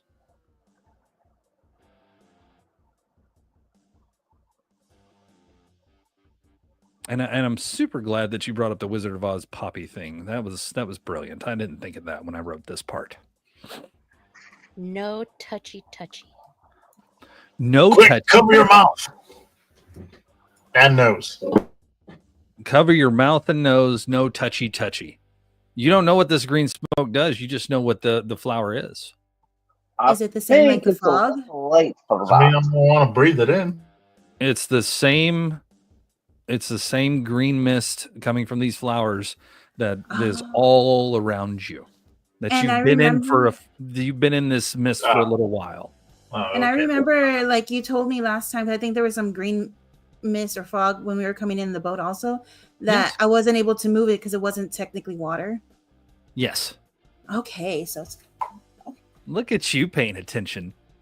Fucking coming love from it. the flower. Yeah. These are coming from these corpse flowers that are all around the island. So, what happens if we burn them? Give it a shot. I can't. I don't have fire. No touchy. I'm not touching them. You don't want to touch them? Why? No. Okay. Well, so Syra notices a flower. She knows what it is. She tells you guys not to touch. Why don't they want to touch them? It's bad things. You give the A best. corpse flower explanations. can hold up to, I think it's like 5 or 7 humanoid corpses. And we're in the middle of a field. Mhm. Can we just go back on the boat? We're If done. you want to, sure, Bye. go for it. You guys want to turn around and go back And the other way? that's the end of the adventure. Is that what you guys want to do? Is turn around and go the other way? I'm waiting for a decision on if you're going to touch these flowers, if you're going to try to figure out anything, if you guys are going to go towards the towers. Like, what are you doing? Well, is it just Um, we see about 3 to 5 feet in front of us? We see Correct. that these flowers are exuding this green mist. Correct. Is there anything else that we can notice? No. Out of curiosity, since we walked into this, what was it, like a field? Have Uh-huh. we stepped on any of them? No. Okay, good. And there's No, no you just visible kind of brush path. beside them and everything. Nobody's doing big stomps to stomp on these flowers. So technically, we have touched them. We just haven't disturbed them that much. could say? You have walked by them. You have touched them. They have not been disturbed from your touch.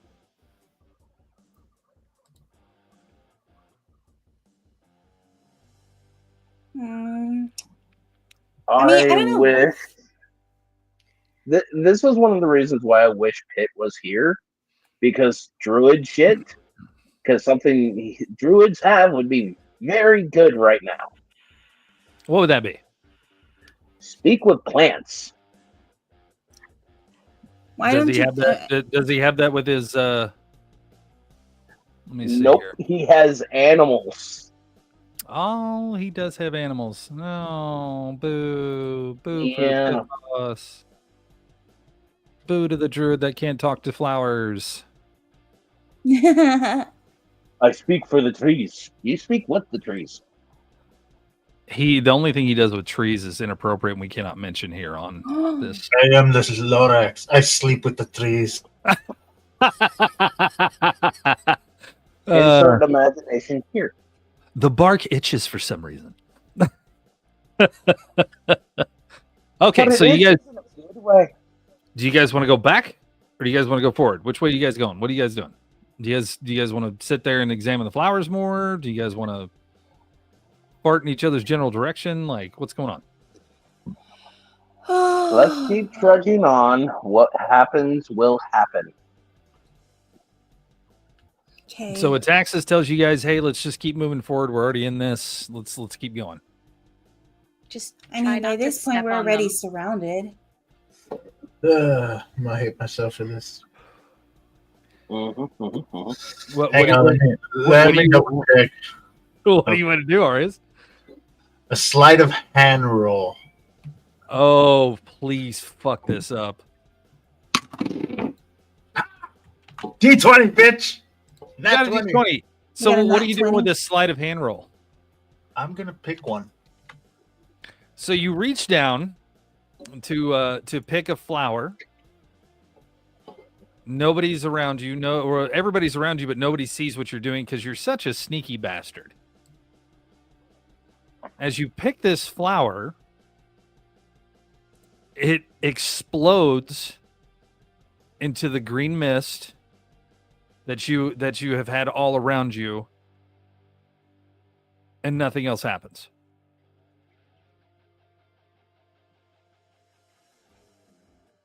Must stuff that flower in my pack. Okay. Did we notice the explosion? Because that's not pretty subtle. You notice the flower as soon as he picks it, it pops open, puffs out more of that smoke, and then it's just this beautiful flower that he has in his hand. What That's are you it. doing? What? What are you talking about? She said not to touch. Syra told you no touchy. It just fell right here. Can I roll to pop him in the back of the head? No, You know what? Screw you. no. So It- now it just- you guys are going to continue to move forward, correct? Yes. Okay. Yes. So he Told you we takes the can't flower trust and that one. puffs. It's all beautiful. He puts it in his pack. You guys continue to walk forward towards the towers. And we're going to give it about 15 feet before you guys start hearing sounds.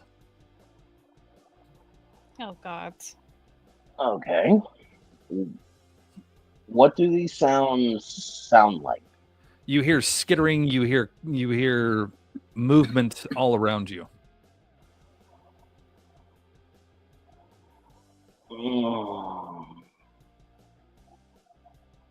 But nothing has come at you guys or anywhere near you guys, but you hear all this movement and all this skittering around. Skittering like in animals or skittering like in bugs? You don't know. It's just skittering. This feels like the mummy. Back to back. Everyone watch your front. So we're gonna be like in a big circle back to back? Pretty much. Like, we got to watch each other's six. I love how Rob said touchy touchy, then he put the popcorn up emoji up there. I love the fact that Zelnea's down there just chewing on whatever she's chewing on, but has this resting Ronin face of why are you guys doing stupid Of a shit certain- and not of a chiming her ass in. Look, I'm just glad that this dice decided to work with me and gave me a fucking nat 20. Okay. I need you guys all to roll initiative, please. Oh, Because you Crap don't want to baskets. hear my smart ass comment. Crap baskets. Before we go and roll initiative, I would like Locknor, the deviant of that he is, to cast a spell. Okay, what spell is he going to cast? Speak with animals. Oh, please do. Okay. Casting the spell using first level spell slot. I can communicate with beasts. Uh-huh. Assuming these are beasts, and I say, "Excuse me. Do you wish to parlay?" Locknor reaches out to try to figure out what's out there, if there's any animals, and he's again, as on the boat, met with nothing but loud screams, and his ears are ringing, his head is hurting, and he's down on one knee, holding his skull once again. Alrighty. Well, hey, we never said he was smart. I mean, he is a creature of habit, so that was a good habit. I've got 4 rolls. I need 4 more. All right. Bardock rolled a 4. Sire rolled 11. Maya rolled a 6. Zelnea rolled a 5. Ataxis. Who is this one for? Ataxis This or is Locknor? Locknor, so an 8. Okay. Ataxis 7. Okay. Who am I missing? I got a 15, but I also have +5 for initiative, so 20. So you got a 20. So I'm missing one here. Who's doing Uber Gingy? I was, but that not having a character sheet is kind of useless at the moment. We're just gonna give him the basic warrior or basic fighter bullshit. So go ahead and roll for him as well. Okay. Got an 8. Okay. So with that, we know who's going first, and we know who is not going to engage in this fight because they are currently holding the migraine of trying to talk to undead animals again like a dumbass. Hey, you're keeping true to form, bro. I'm not even gonna lie. doing my best. You're It's keeping so true to hard. form. So you guys surround Locknor to keep him safe.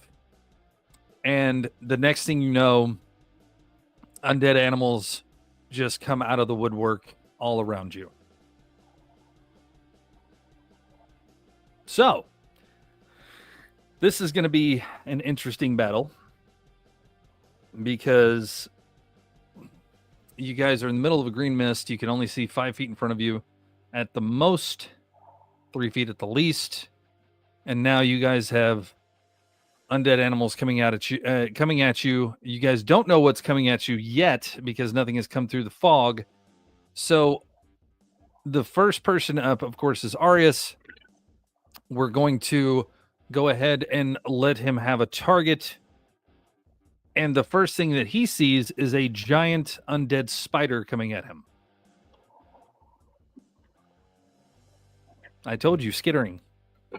Out of character, I know that flinch. She said, "Fuck no." Hey, you want to see her flinch some more? Before I became Bones Radio or Bones 4 HP, I was Tarantula Bones. There's a reason for that. It's because if you go all the way down to my very first video, it's nothing but tarantulas. I had 25 in my house at one point. Look at her. Nope. You still sleeping with the DM there, fucker? As long as it's not at your house. It seems to be the fucking rolling thing with you as long as it's not at your house. All right. So, Arius, let me go ahead and... Oh, yeah. You get to go first before the lovely giant spider that is coming forwards towards you, skittering, trying to get a nibble on your nuggets. So, Arius, what you going to do, bruh? Screw it. I'm gonna dash at it, and as I do, what is it? Kneel, slide, and try to aim for one of its or for its legs. Try to chop them off. Okay. Give me a 20 roll real quick to hit. That is a 9. So you go sliding towards this thing like you're trying to do a power slide to cut off. Actually, hang on. Does my athletics count into that? Sure. Let's go ahead. Oh. Then it's a 15. Okay. So you go sliding towards this lovely spider trying to cut off its legs. What are you going to use to try to cut off its legs? Whatever my weapon is. I don't even know what my weapon is. Wow. That's a true thief. He doesn't know which weapon he's stolen. Oh, it's a short sword. Okay. Okay. So you pull out your short sword, you do a power slide, and you slide towards the spider. You take off one of its 8 legs. I need you to do a damage roll, please. I actually have, for damage, it does 2 d8s, right? Because I'm a level 2 now. Is that your short sword? Yeah. Okay. But how does it work with the 2 d8s? Is it the higher number?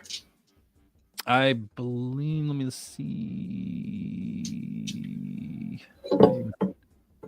We're rolling damage. Oh, thank you. Yeah. Yeah, you're rolling damage. Hold on.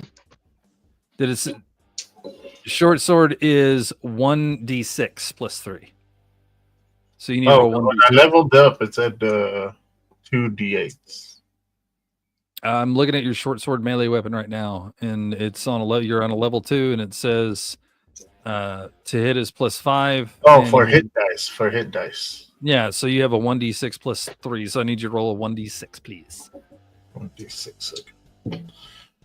Okay. That is a 3. 3 is 6.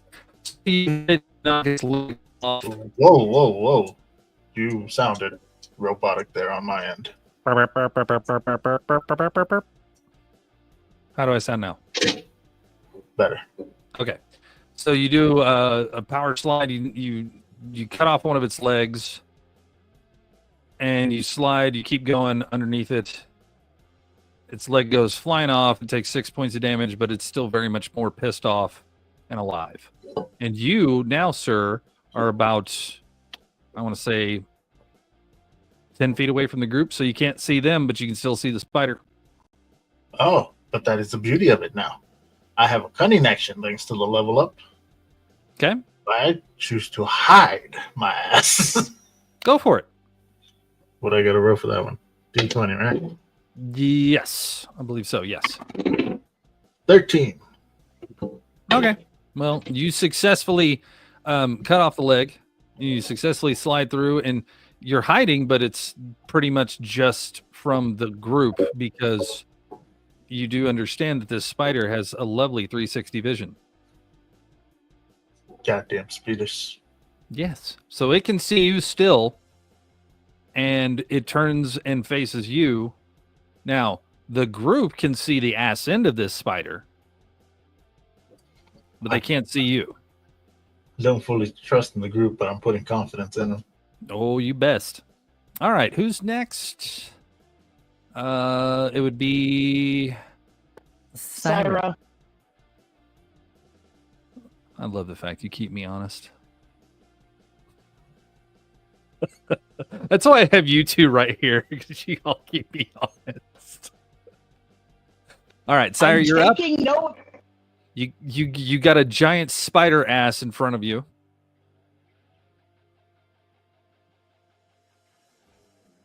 What you gonna do with it?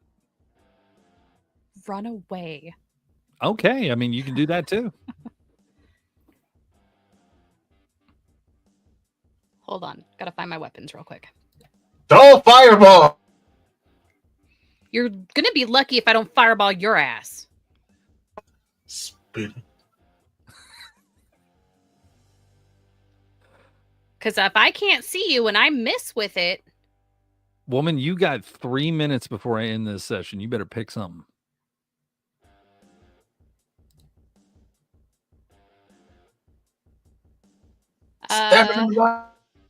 Shut up.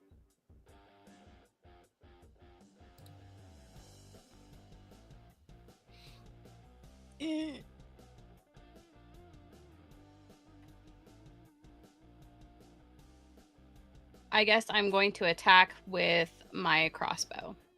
Okay, go for it. Give me a Oh, no, roll not to hit. crossbow, spear. Sorry, spear. Okay, cool. Give me a roll to hit.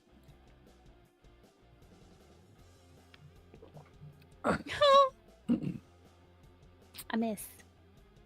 Are you throwing this spear or are you just poking at it? Throwing. Might as well you have used the Arius? fireball. Arius, I need you to do a dex saving throw, please. Might as well have just thrown the fireball. At least you could have caught the spider on fire. Hang on, let me pull up my sheet because with dexterity, I got a 10 plus 3. That's 13. So, Syra lovingly throws this spear, and it goes over the top of the spider, and you see it coming, so you dodge at the last second, but you still take a lovely hit from that spear. It's a very glancing blow. It's just a nice little scratch, and the spear goes flying off into the fog. So you take 1 hit point of damage on that, and that alone. I'm not going to make anybody roll on that one. So I need who's next? Zelnea. Who's next?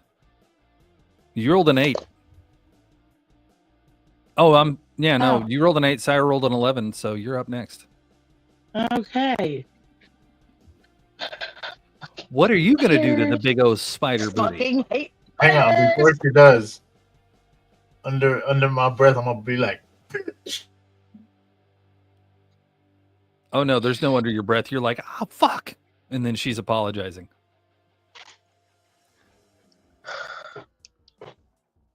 Zelnea, what you got? Hold on. I'm gonna cast a fucking guiding bolt at it. Okay, go for it. Because it is technically undead, correct? Mm-hmm. Okay.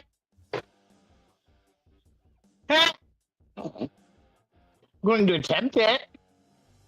Okay. Does a 9 hit? No. Okay. So you lovingly shoot a guiding bolt out to this spider, and once again, Arius, I need you to do a dex save again.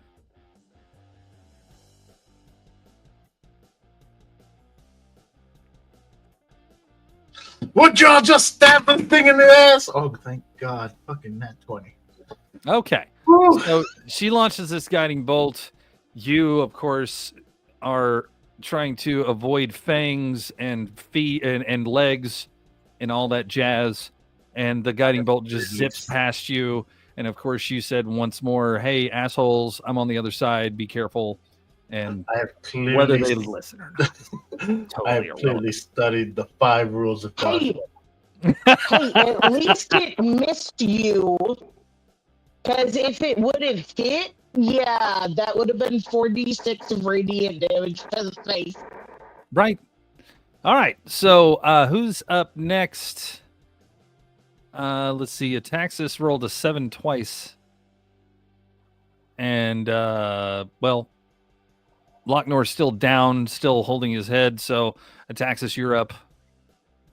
Alrighty. What do you want to do? What are you going to fire at this thing? I'm gonna hit it 3 times. Go for it. All right. First Please attack. don't throw anything at it. I'm not. First attack. Does 25 hit? Yes. All right. 1d6. Okay. 5 points. So you do a thrusting palm finger 1,000 years of pain into its butt, and it just evaporates into green mist. Illusion. And with that, we're going to end this session. Oh, I didn't get to touch the butt. No, because the butt is I gone. didn't get to touch the butt either. But I was going to touch the you butt. you have to realize this. Locknor his head is screaming. It's clearly Ar- not an illusion. Arius is got taken damage, but not from anything around him, just from you guys. So hang on. When I took damage, did this thing like stab me? No, the spear just- did. The spear like, just came that's why through I and did just kind of zipped you on the shoulder. Okay. I was gonna say because if it's like lodged in me, I'm a totally. It's just a graze. Nope. It I was just gonna be grazed like, you. It'll be fine. Ah, my leg. All Oh, these You people got are- you cut yourself shaving. That's what it was. And as The Ataxis does his straightforward thrust to it and hits it right in the butthole, Looking it at just the list, it dissipates into eight- green mist. the 8 was the fighter, so I'm kind of glad that was a failed fucking move. Oh, Yes. My Oh, actual well, initiative dude. is the 5. Is it a 5? Zelnea's initiative is the 5. The 8 was the Uber Gingy that's not here. Oh, okay. Well, so I am yeah. glad that was a failed guiding bolt.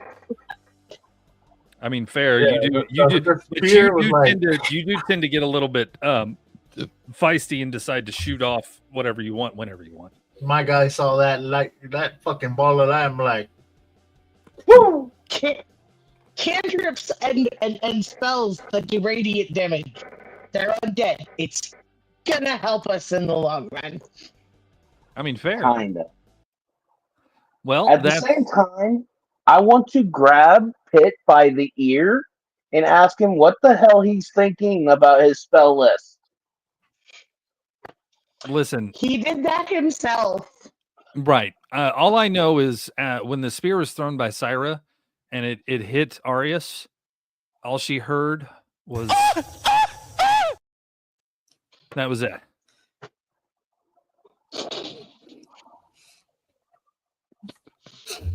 I don't know whether to feel personally racist or not. And then after that, he got mad, walked up to Syra, pissed off, And then and went ran back off into the to fog hiding again. spot. So we're gonna end this right there, and we're gonna pick that up next Sunday. I hope Pit Boss shows up. I really do. No, you don't. You like it when I roll for him. Oh no, I want him to be here. There's a reason I want him to be here because of the shit you've already put him in. And by the way, your version of Locknor, Unequivocally bussing. Yes. very much so. You did great, man. You did great. I know what I'm appreciate you. Somebody, anybody, whoever it can be, next time Donnie gets on, we need to finish his shit. So we need to help him as much as possible. If Donnie can't get it finished, he gonna be the first one to die. And I won't bring him back. Well, I think that technically You're on an island of the undead. You think you can bring him back before the undead do?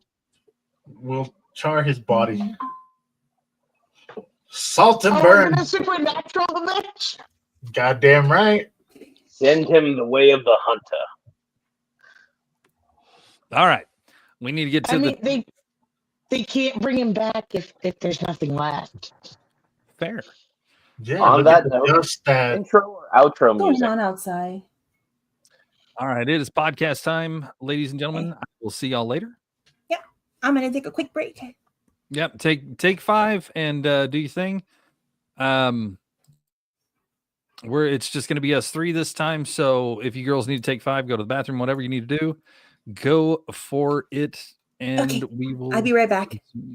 BRB. BRB. Oh my god.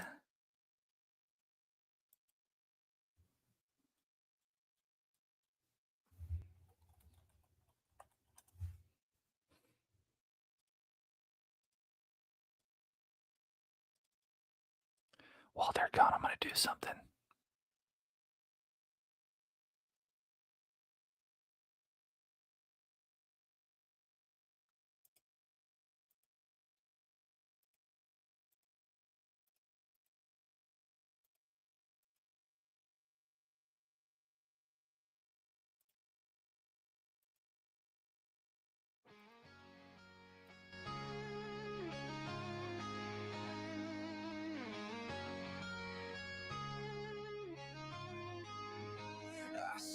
the shadows creeping in the light, the broken dreams that haunt the night.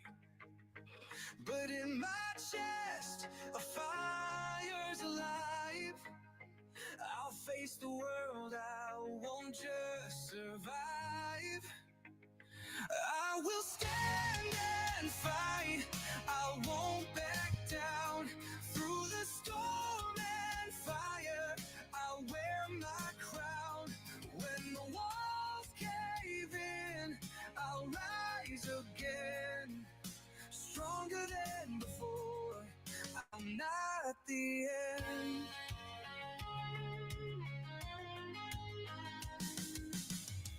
The world is loud, but I won't break.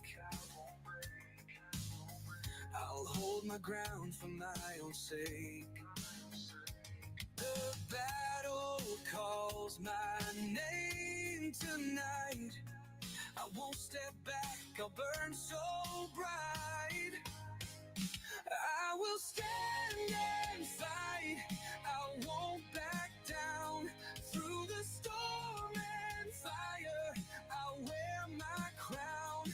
When the walls cave in, I'll rise again. Stronger than before, I'm not the end. Raise your voice, let the echoes roar. Feel the earth shake from the core.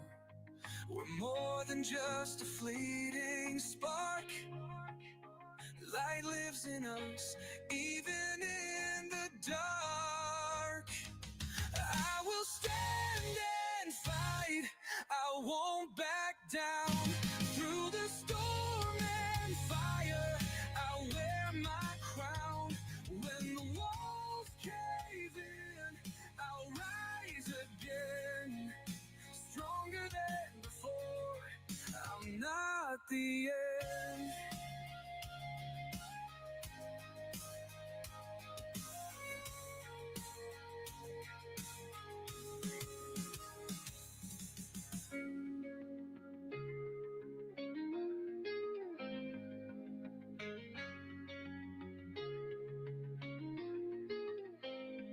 Raise your voice, let the echoes roar. Feel the earth shake from the core. We're more than just a fleeting spark. Light lives in us, even in the dark. I will stand and fight, I won't back down. Through the storm and fire, I'll wear my crown. When the walls cave in, I'll rise again. Stronger than before, I'm not the end. Okay.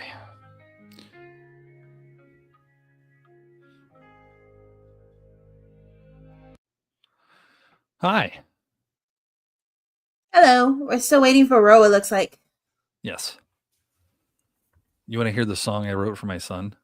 Sure.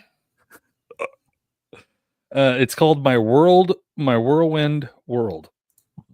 And I put in the prompts for this song was great.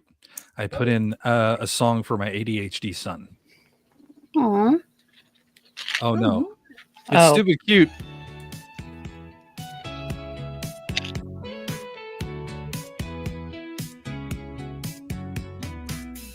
He's the spark in a tired room, a puzzle piece that breaks the gloom, chasing dreams in jagged lines. My little comet, wild but kind. His thoughts race like a hurricane, beyond the noise, a pure refrain. He leaps before the world can blink, building castles in spilled ink. Catch him if you can, he's flying high, a rocket in a technicolor sky. The rules can't hold his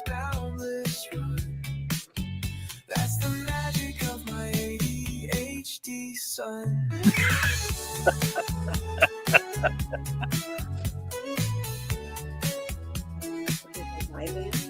He's a storm that won't back down. Wow. About chaos, he owns the town. Through tangled thoughts, he finds his way, shining brighter than anyone. Any day. He paints the world with broken. My wonderful little dehydrated cactus waifu. Yeah. A mystery wrapped in fierce delight, threading order through the night. Catch him if Yum. I needed that. a rocket in a technicolor sky. The rules can't hold his boundless run. That's the magic of my ADHD son. What do you think? It's really cute, I like that. though. It's fucking appropriate. Oh no, I made one for my daughter too.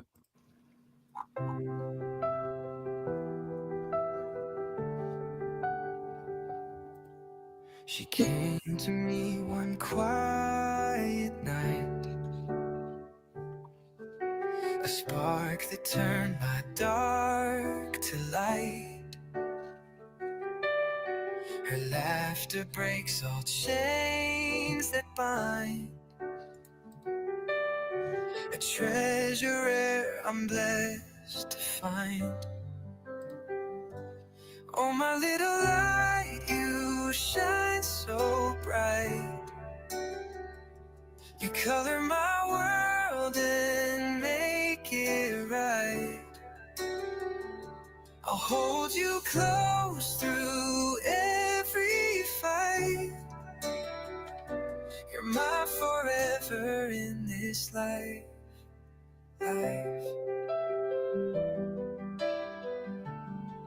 Yeah, it's a little bit more. Yeah, Hmm. much more. That was touching. cute. I know. Her tiny hands, they reach for stars. Okay. That's so adorable. Makes me sad. I have daddy issues though, so that's why. So what's on the dock? What the fuck? What the fuck? All right. Well, let me get this real quick. Okie dokie, ladies and gentlemen. Hello. You just watched the shenanigans. Hello. That was the lovely D&D session that we had.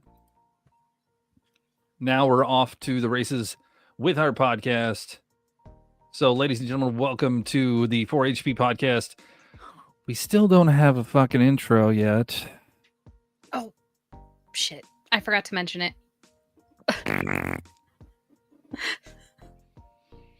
Sorry. They got aluminum in them. Look, it's been one heck of a week for me. I'm sorry. Shut up, Meg.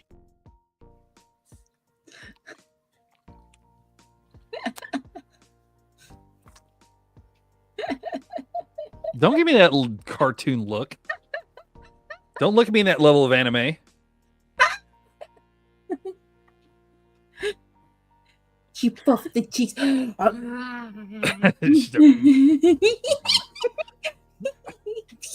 So what we have on the agenda today is a few things that have been going on in the world. Of course, I don't really have much politically because the political landscape is absolutely insane right now. Completely 100%. There's no question about it. So politically, the world's still crazy. People still hate Trump. Let's keep moving forward. Other than that, his press secretary is probably the greatest smartass troll I've ever seen. So I do have one thing. What? Yolanda didn't make her parole. Oh, that's on my list, actually. At Yolanda. work, Yolanda Salvador, the murderer of Selena 30 years ago. Tomorrow's the 30th anniversary of her death. Selena? Yeah, Yeah, Selena she's Quintanilla the Perez. Tejano singer.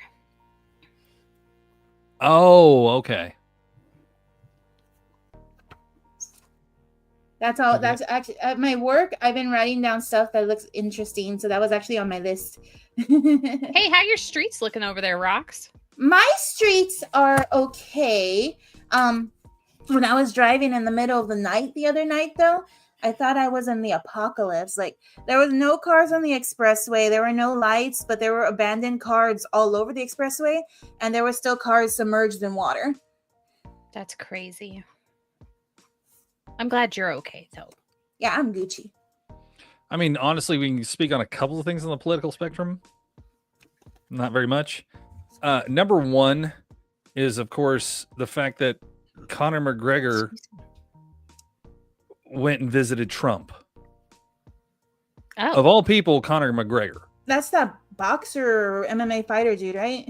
From Yes. Ireland. From Ireland. Yes. I heard that he wants to run for president of Ireland. Well, considering his background and everything and all the controversial stuff that he's done, I mean, he's sure. Why not? I mean, hell, we've seen weirder, right? Mm-hmm.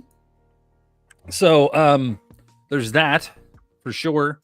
He went and saw Trump in the Oval Office.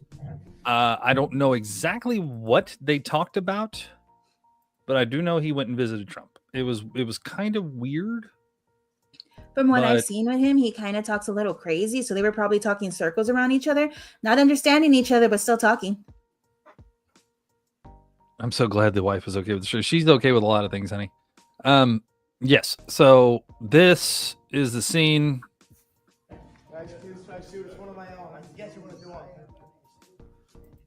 So the first thing he says to Trump, it's my pinstripe soon. It's one of my own suit. It's one of my own. He makes his own suits. He has his own clothing line. He has some very snazzy stuff. So, and of course, in the back, they have Gulf of America on the deal. I mean, so basically just trolling and pissing people off. But what he says is what's happening in Ireland is this is what's going on. What's going on in Ireland is a travesty. Has the issues the people of Ireland face been spoke? You know, our government has long since abandoned the voices of the people of Ireland. And it's high time that America is made aware of what is going on in Ireland. What is going on in Ireland is a travesty. Our government is the government of zero action with zero accountability. You know, our money is being spent on overseas issues that has nothing to do with the Irish people. The illegal immigration racket is running ravage on the country. There are rural towns in Ireland that have been overrun in one swoop, that have become a minority in one swoop. So issues need to be addressed. And the 40 million Irish Americans, as I said, need to hear this, because if not, there will be no place to come home and visit. Well, you know, the reason why there's 40 million Irish Americans is because they were immigrants that came over here to run away from their famine. Well, yeah, no doubt. That's basically what he's talking about is what's going on in Ireland. I have no idea what's going on in there. I have no comment on that. I have no idea. Yeah, so when it comes down to it's all said and done, I was impressed about one thing in that whole 45 seconds he was talking. He didn't say fuck one time. Right? He was very coherent. Speaking of that, Claude, what are we up to? What's Bones up to? I think it's the first time. I think so. Sweet. I like that. I'm improving. I'm Keeping becoming it Conor low. McGregor every day. But yeah, so that was quite interesting to see.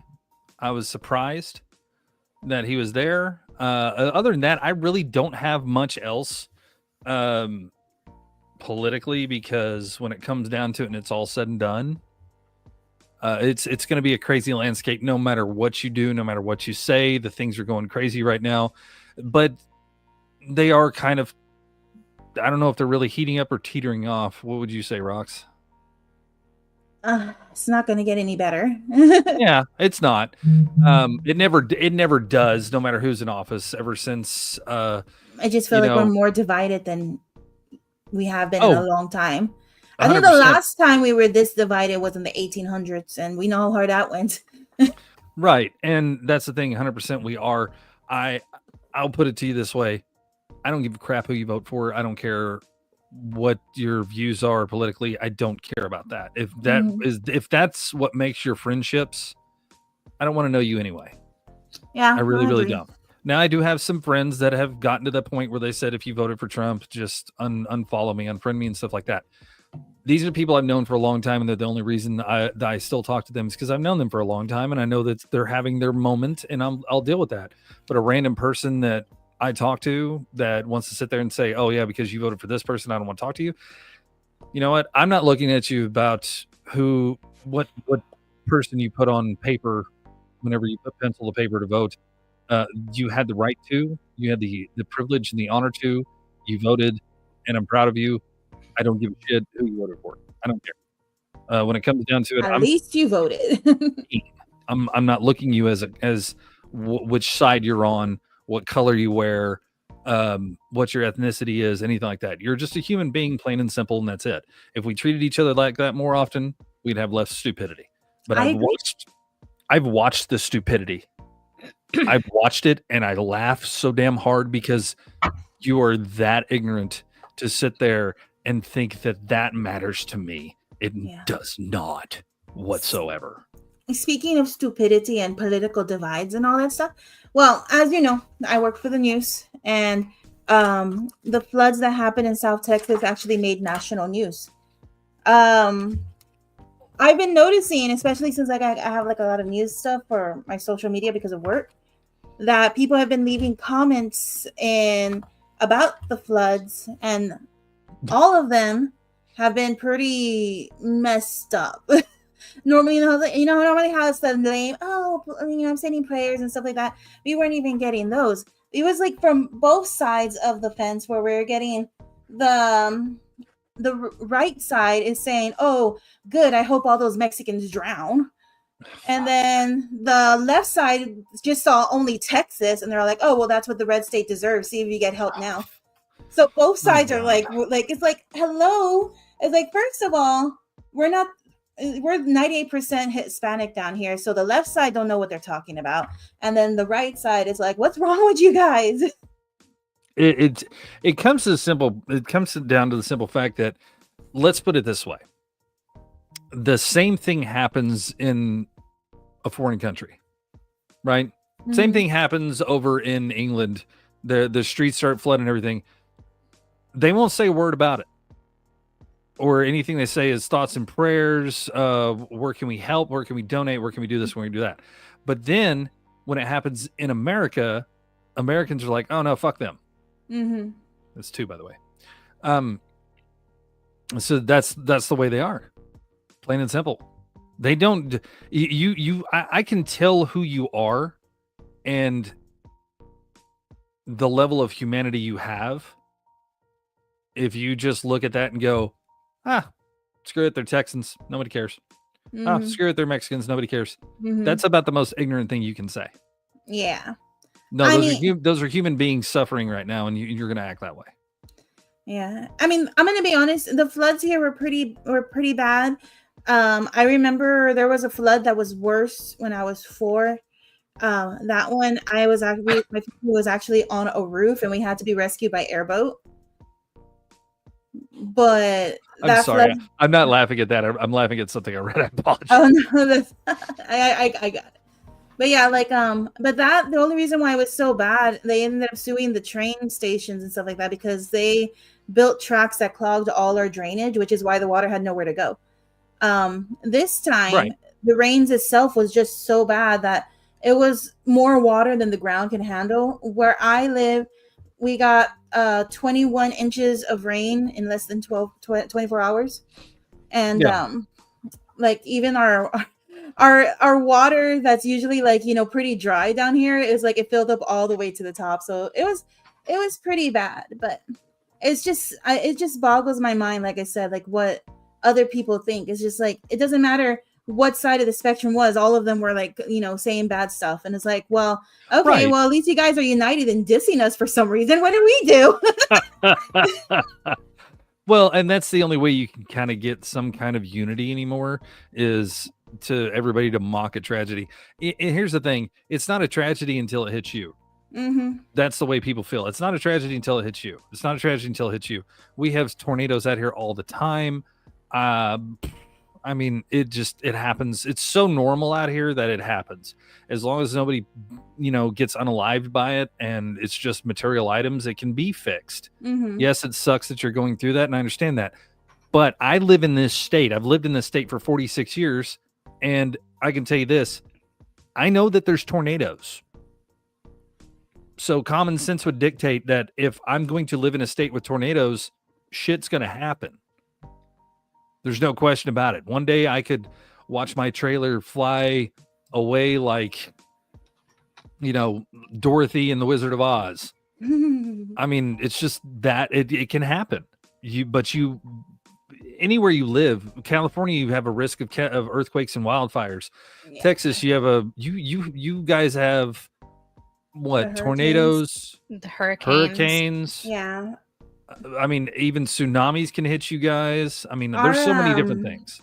Our particular area right here hasn't been hit by anything for it's been a long time. The biggest issue we have here is we have no water. Like our water reserves are less than 15%, and even this downpour didn't even put a dent in that. How hold on, how are your water reserves down to 15% and you had 21 inches of rain in 24 hours? That water hit the cities and didn't hit the reserves. So here's my question. Well, it's okay. Why in God's green creation and why in the world, I mean, honestly, why wouldn't you build a drainage system that goes to those aquifers to fill up with all the excess water? The lakes are pretty far from the cities, so I'm not sure why they do that. Dude, you know what it takes to do that? I actually don't. It takes a backhoe and drainage pipe. So all they have to do literally is go from point A to point B and dig a straight line.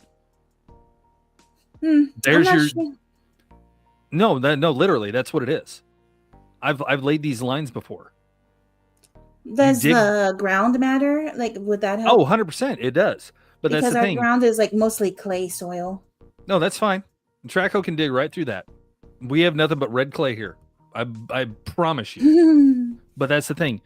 You start from a certain point. So you have a whole drainage system in the city, right?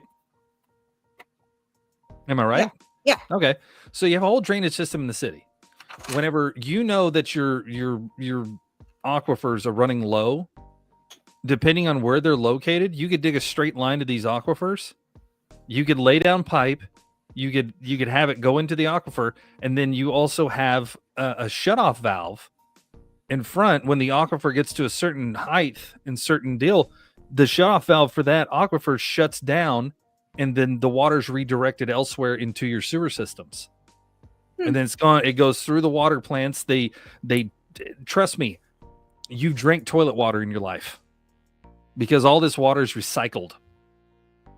I hate to tell people this, but when it comes down to it, it's all said and done. You get the water, it goes to the plants, it gets cycled through and purified, and then you drink it again, or you pee it again, or you goes into your toilet and your tub and your shower. It goes all over the place. It's just the way it is. They take all the chemicals and the toxins out of all this stuff. So you have the options to do this kind of stuff, but instead of doing that, you don't want to spend the money to make sure that your city has what it needs. You want to hold on to that money and build a fucking shopping mall or some stupid stuff. I mean, it makes no sense to me. Or just line your own pockets. I'm pretty sure it's that one, if I'm being honest. No. I either way, it doesn't matter. It's not getting done. There's simple solutions to these things, but you got to spend the money to do it. I can hire a company to get a trackhoe that's probably anywhere from a 27 to a 45. Dig this line through, take it all the way down to the deal. It might take a year to get it all done, but by God, you get it done. And it's not hard to figure out these things. You connect it to the sewer system that's sitting there. You could have a plant in between that to filter through the water and put it into the aquifer if you want to do that. Or you just put it into where the drain lines are, completely where the drain lines are. And that would be the smartest thing because all that water runs into there and then it'll run into that pipe into the aquifer. And whenever that aquifer gets full, the other side shuts or the front side shuts or both sides shut, stops filling the aquifer, and it can be thrown to either another aquifer or anywhere in the system to go back to the water treatment plants and get recycled.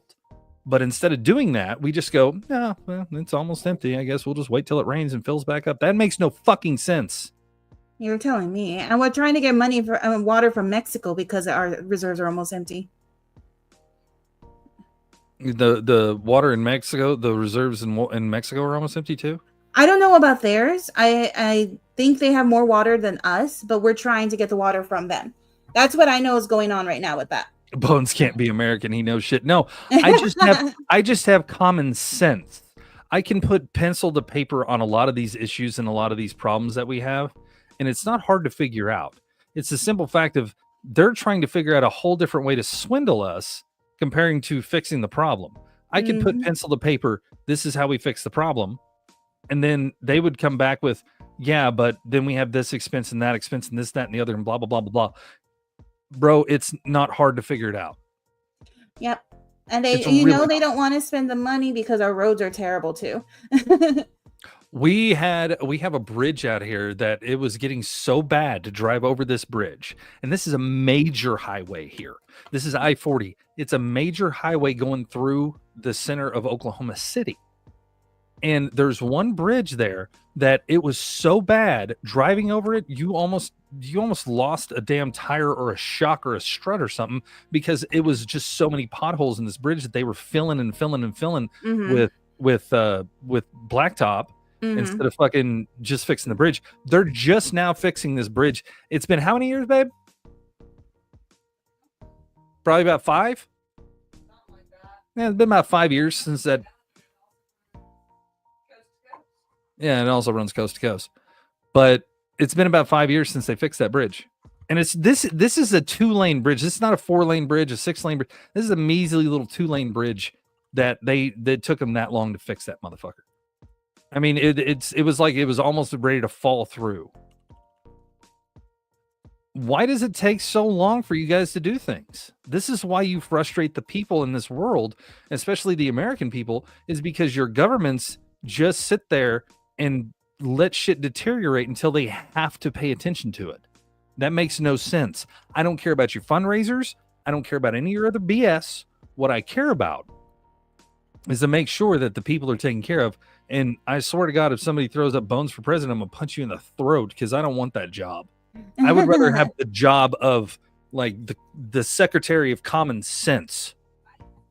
I'll make that department when I'm president. Right? If you become president, Rox, I want the Department of Common Sense. Hey, if Trump can make Doge, I can make that. Right.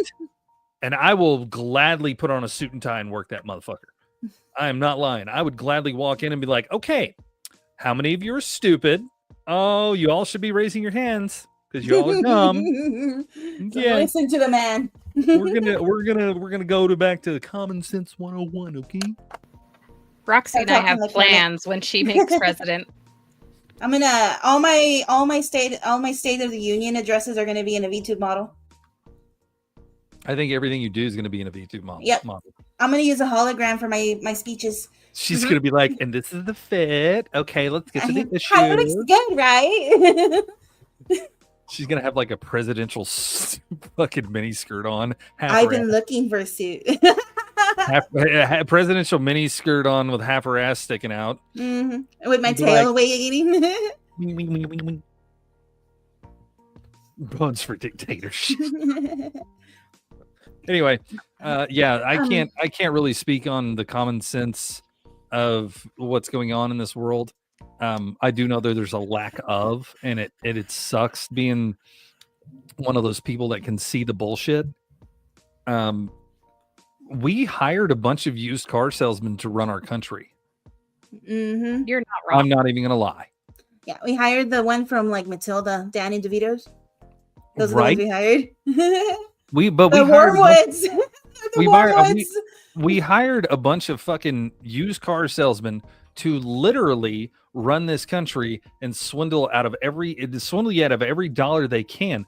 I don't care who is the president. He is not the one that sits there and makes these spending laws. That's quite obvious because he didn't know about it. The last president didn't know about it, and the president before didn't know about it, and the president before him didn't know about it.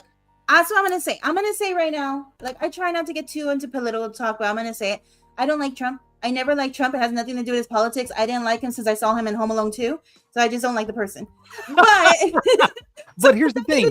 There's nothing to do with being president. But I will never. Okay. You're honest about it. That's the thing. You're at least honest about it. You're honest about it that it's not his political views. It's just the person in general. Yeah. And I get that. I understand that. You don't have to like somebody. Yeah, and like I don't like him so much. And when he first ran, I'm like, listen, he's stupid enough to vote for this guy because I've never liked him. I was proven wrong, obviously. But, you're proven wrong twice. Yeah, but like the one thing that I'll never do it to Trump. I'll never do it to Biden, Obama, like any of the presidents. I'm never gonna blame them for everything that goes wrong because people forget Congress blocks a lot of stuff, no matter who it is. Now. Right. This particular administration, I'm not entirely sure what's going on because checks and balances don't look like they're working like they're supposed to. But in normal aspects, I wouldn't blame the president on everything. And it frustrates me when people do blame the president for everything because it's like they don't have that much power, guys. Did you read what Jackal wrote?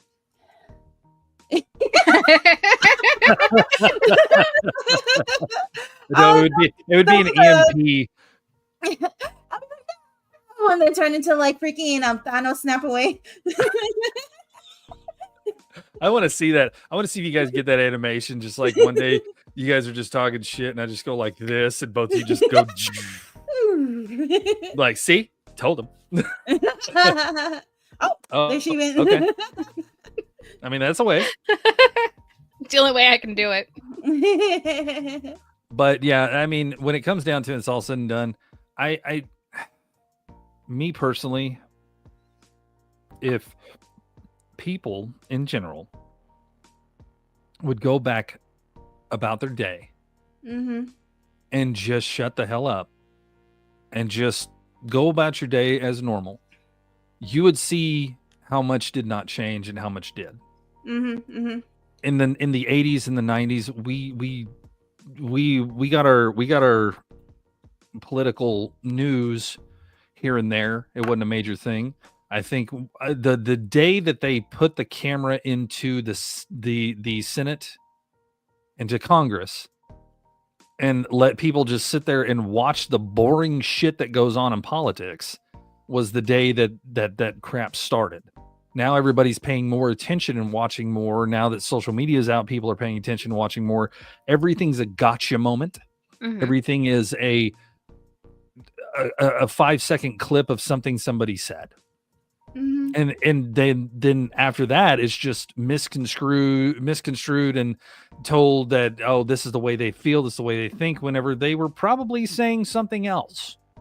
And that's the problem that we have, is all the little clips and all the little BS, all the little trolls that are political trolls that get out here and they do their little political trolling crap. Like, what's his name that's real famous right now because of the stupid shit he's been doing, Harry Sisson. Yeah. So apparently Harry's been macking it up on quite a few women at one time, and everybody's mad about it because he's a very much an advocate for women. But Harry's playing the smart card on this, and well, he is here and there. He's not really addressing it too much, and he's just going about his day. I did not have sexual relations with that woman. Apparently, this was a bunch of women sending him explicit photos and thinking that they were the only one that he was talking to. And I'm going, that's kind of dating, guys. That's kind of what that is. Dating is, talking to multiple people, figuring out which one you want and finding the right one. because a semi-celebrity or somebody that has following does it, it's all of a sudden really, really bad. It's like, this is not going to end his stuff. He's going to keep going. People are going to forget about it in a couple of years. The way I see it, as long as they're not underage, as long as it's consensual, and as long as nothing's been, stated to be exclusive, it shouldn't matter. Exactly. Well, from the reports is one of them was a minor. Okay, well, that's a problem. But the thing is, if one of them was, and this is all allegedly, and if allegedly one of them was a minor, he would not be sitting on this side of the desk. He'd be sitting on the side that has the bars in front of him. Just saying. It's just the way it is. It's ridiculous, the fact that people, and I'm no fan of Harry at all. He's a troll. That's his life. That's his hobby. That's his everything. He is a troll. 100%. I cannot stand the trolls, but I laugh at them because they stir up a bunch of BS, and it's hilarious to me because a bunch of ignorant people sit there and go, ooh, I can troll the troll. Now I can go do this video and tell him how wrong he is, and I can do this video and tell him how dumb he is, and I can do this video. It's just, it makes no fucking sense. I don't care if it's bad or not. I would like people to do videos of me. Right, but we as a society have literally taken trolling to an art form. Oh yeah. To a lifestyle, to a job. These people do this crap. Here's the thing. If you lovely people will stop feeding the trolls, guess what? But don't we have to pay the toll to cross the bridge? Listen, all I can tell you is you stop feeding the trolls starve out, and they're not there anymore. Unfortunately, for this world, we love trolls. That's just the way it is. We love everything about trolls. So when it comes down to it and it's all said and done, trolls have taken over social media and everything else. Stop glorifying these people. Stop giving them any kind of voice to spread ignorance. And I'm not telling you to go out and actually physically stop them. Just stop watching them. Just stop watching them. I mean, literally, you're just as ignorant as them if you're over there just watching them, going, "Oh yeah, I want to do this." Me personally, I find it hilarious. And it's not hilarious as the fact of anything more or less than watching the ignorance of people sit there and just complain about somebody said something about something. So now I'm going to complain about it. I mean, I get it. I do. But when it comes down to it, it's all said and done. Don't get mad at something you're engaging in and allowing. Don't make a response video to some stupid stuff that somebody said. Just shut up and move forward. Mm-hmm. I agree. Now, unless it's me, make all the videos you want of me, okay? Pretty much stay in your lane. You're absolutely right, 100%. It's really easy to do too. Now, speaking of staying in your lane, is a really good transition. I'm proud of you. So speaking of staying in your lane, does everybody know who Angel Reese is? No, I don't know who anybody is, honestly. Okay. Let me That's give why you a we quick... stay in our lane. Angel Reese is she's part of the WNBA. She is the one that is very vocal against Caitlin Clark. Oh, it's the black girl, right? Yes. She is very vocal.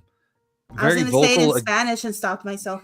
Yeah, you don't want to do that. What do you mean we got canceled? At that point, you'd have to turn off. You'd have to turn off the VTube person and go, "It's okay, I'm Hispanic." Yeah, I was speaking Spanish. It's español.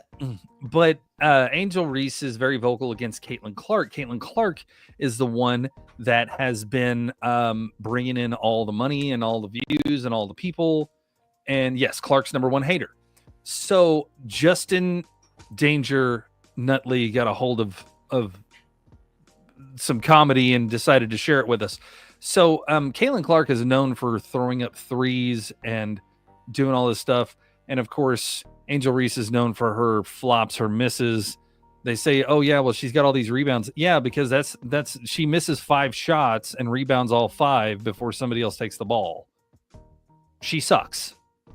In best way I can put it. But Justin Danger Nutley decided to take it to a whole nother level. You're telling me that Angel Reese has her own meal at McDonald's? I ain't even trying to hate. I want to give it a try. I had no clue. Come with me and let's go give it a try. I like his accent. He's the fact very country. The fact that he has 4 iPhones sitting right there cracks me up. And they're all his. Oh, no, okay. I remember last time I was at McDonald's. I was like, who's Angel Reese? Now I know. Angel Reese special. Coke, please. Okay, anything else for you today? That'll be it. Would you like to run a bit more McDonald's security? Sure. Thank you. I want the nuggies. Get the nuggies. Give How are me you some doing? nuggies. Good, how are you? Doing good. The meal was $9.39 and the taxes was 66 cents. And then I rounded up for the Ronald McDonald House charities. So it's $11 to try the Angel Reese special. I'm stoked. I'm stoked. I'm just sitting there like. This reminds me of the Boy Toy's brother. Living Right. the dream. Now I'm hungry. I know. I ate before this. I'm hungry too. I get it. A few moments later. Thank you. Have a good one. That's a big truck. Is I it got in it. Texas? I'm going to try it and rank it on a scale of 1 to 10. Got the napkin. What in the?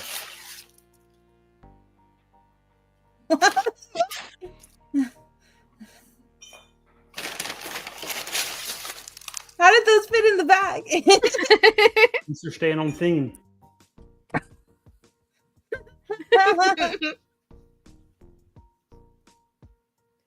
The fact that he did that cracked me the fuck up because he's just like, well, at least you're staying on theme.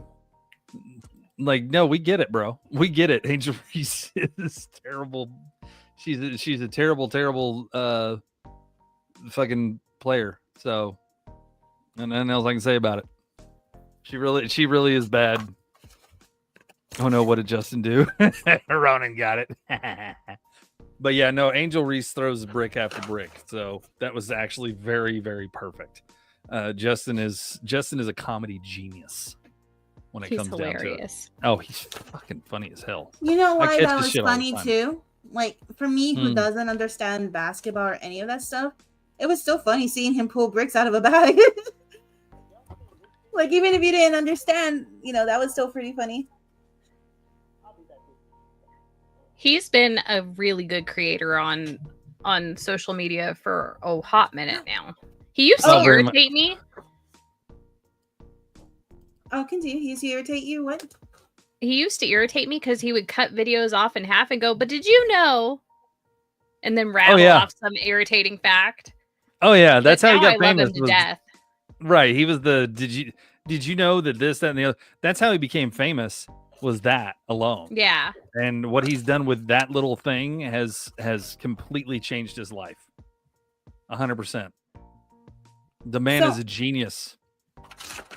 I was looking at my list I have here. I forgot I ran into this story while I was at work. Did you guys hear about the Kansas babysitter? No, do tell. Okay. So there was this babysitter at Kansas. This happened about, I think, like last week on Monday. She was putting the kids to bed, and then the normal babysitter stuff. The kids all like, "There's a monster under my bed." Excuse me. So she was like doing the normal thing of checking the bed. Give me a second. I have to pause right there. Okay, sorry. We literally watched her take a virtual drink. That was funny. She checked under the bed to show, you see, look, there's no monsters. And when she checked under her bed, there was a man staring back at her that was laying under the bed. No way. Yeah, like this actually happened. It wasn't one of those horror stories. Like, this happened. Holy That's insane. shit. What happened? Well, obviously they kind of both screamed, and the man like ran out from under the bed, pushed the babysitter, and took off out of the house. But and they caught him later. It turned out that the man actually used to live in the house, and he had a restraining order for abuse to not even be anywhere near it. Oh my God. Wow. So he had broke into the house and was hiding under the bed until I guess people were asleep or something. I mean, what was he gonna do? I have no idea. So That's he didn't scary. even they didn't even catch what his intentions were. Well, if they did, they didn't I didn't get that information. They didn't divulge that information. Yeah. Wow. Yeah, he wouldn't have made it very far with my house at all. But that babysitter is probably traumatized. It's like That babysitter probably quit that day. Yeah, I was like, I know I would have. I know I would have. I've been like, nope, I'm done. You got crazy motherfuckers coming in this house. Mm-hmm. Sorry, mama. I got to go. 100%. I'm done. Dude, I was like, when I saw this, I was like, dude, I gotta chill because you hear these horror stories all the time, but this was a real one. I was like, oh my God. Right. So you guys want to see a cool tattoo? Yeah. I do. Oh.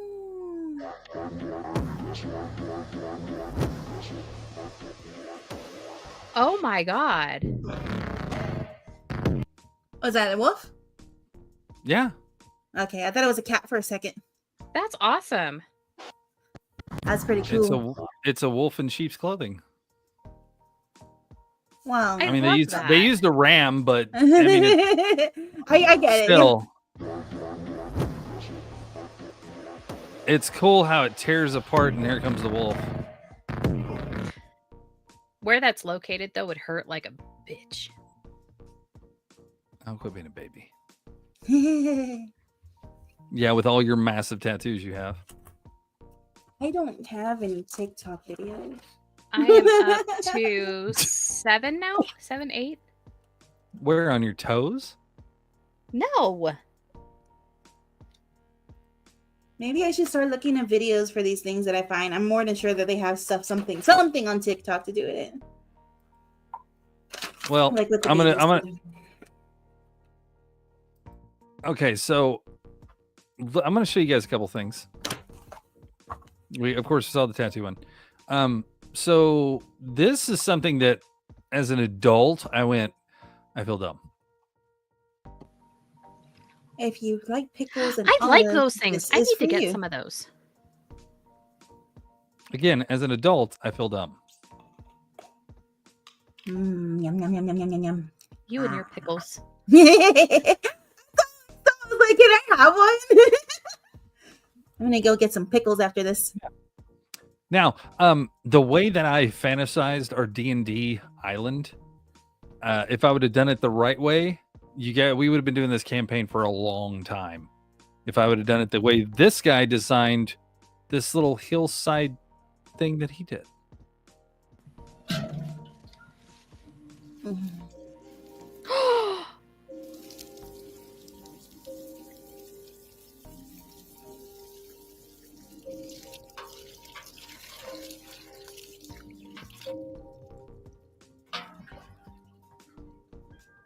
Wow.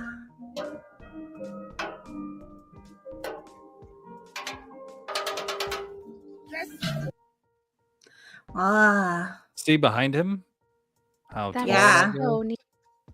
He's done all this by hand. He's done a lot, The maze balls. but you can see the details that he's put into this. Made all these little towers in this big castle-like town area that he's done. It almost reminds me of Labyrinth. Right. Well, it reminds me of Lord of the Rings in a sense, of almost like Minas Tirith. It's really, really well done. The guys just sat there. I watched his videos and watched him build this. It was insane. Like the stuff that he's done is just crazy. And I thought, holy crap, that is amazing. Oh yeah, I forgot.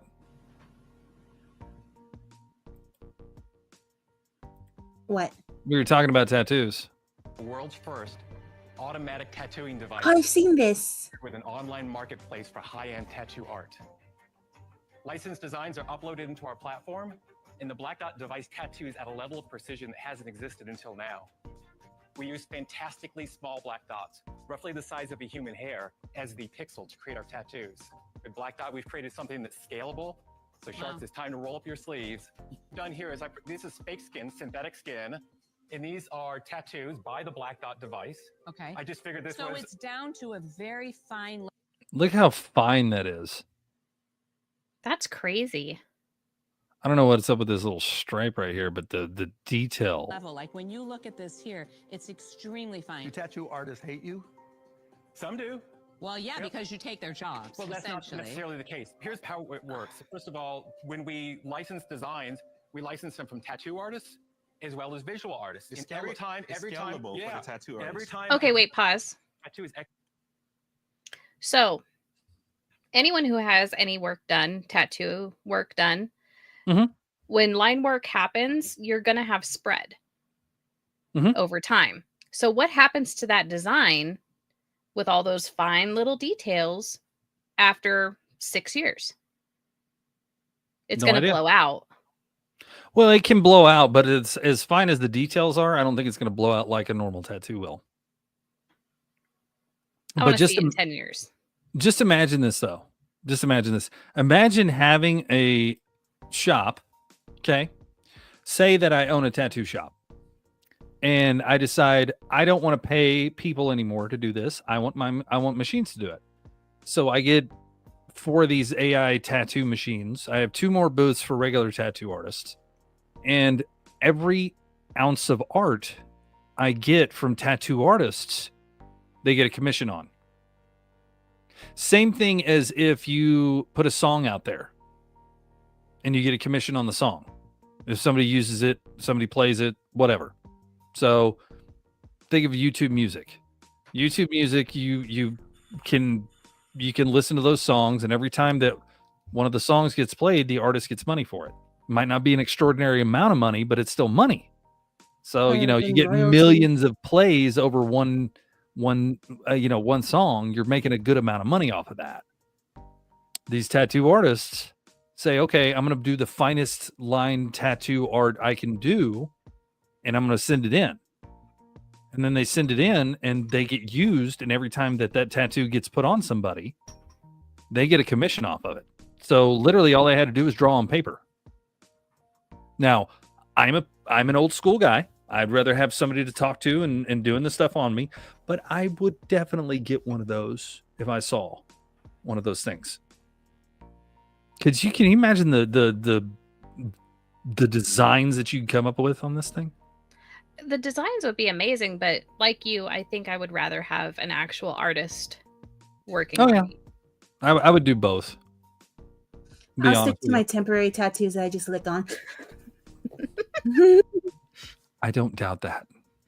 I don't fucking doubt it. We're gonna see Roxy one day. She's gonna have like sleeves and shit, and then she's be like, "No, they just wash off." No, they're actual sleeves that I bought. See, I'm just gonna pull it off. I learned that from the Big Bang Theory. Oh my god. I still Anyway, love that show. I am not a fan of it. I'm gonna be honest with you. I just can't. I tried. I really did. There's points in little spots, but for the most part, I'm just like, whatever. It's not my cup of tea, but people like it. People like it. It's like what is it? The stupid TARDIS guy. Doctor Who? Yeah, Doctor Who. I can't fucking stand Doctor Who either. Like all the doctors or a certain doctor? All of it. The whole thing is stupid. The whole concept, I think, is what he's saying. The whole concept is dumb. I've never seen Doctor Who, so I'm not going to defend it. And I do like the Big Bang Theory because nerds funny. Ha ha ha. No, I mean I get it. I do. My but favorite show right now is Ghost. I still haven't found it. It's on Netflix yet? Oh, well, that'll be on No. Paramount. It's so good. It's so funny. I love it. I love it. I love it. The Vikings hot. Her and the Viking. You know what? We were talking about something the other day. I don't care if he smells like wolf urine. Oh my goodness. I went on to Disney Plus to see if they had brought out any more of The Mandalorian or any of the other, shows, and of course they haven't yet. But they've been bringing out new ones. Mm-hmm. You got popular shows that people are waiting on another season, but instead of doing those popular shows, you decide to do more and spread yourself thinner. Makes no sense. Like, I remember whenever they used to have shows. This is why sitcoms were so popular back in the day, and they would get it done, and you were able to watch all these. Now all these streaming shows, you got to wait almost a year to get the next set. Yeah, like I'm waiting for Andor. Yeah. I'm going to be honest, though. I don't remember what happened in the first season. All I remember is Diego Luna.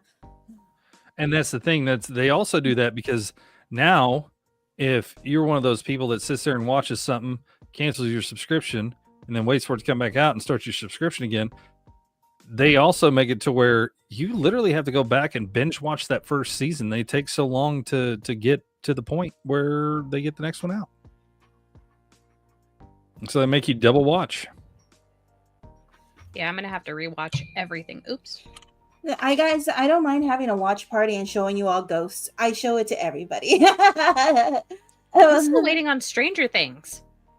I'm having to rewatch because I don't remember all the was stuff. So good. We binged Twisted Metal in a single day. How was it? It was I loved it. It was so good. I'll have to watch it then. I want to play the game again. It was one of my favorite games back when I was a wee lad. Wrong one. What, in 2011? Yeah. Wee lass. You didn't even play the original Twisted Metal. Shut the fuck up. Did it just said Twisted Metal on the cover. It had no numbers. Huh? What platform was it on? PlayStation. Which version? The gray one? Baby girl. I'm an old lady. I thought Pit Boss wasn't here today. I'm an old lady, so. You are not an old lady. Shut up. Look at my hair. It's white. Oh my god. You can change that in a heartbeat. Try not being able to grow any. Okay, bitch? Thank you. Okay, I'll go shave it so I could try. Just baldness. Make him super jealous and go put on your mustache. Oh, my mustache. How's that going to make me super jealous? Because hers is very nice. I can twirl it. Where is Pit Boss again?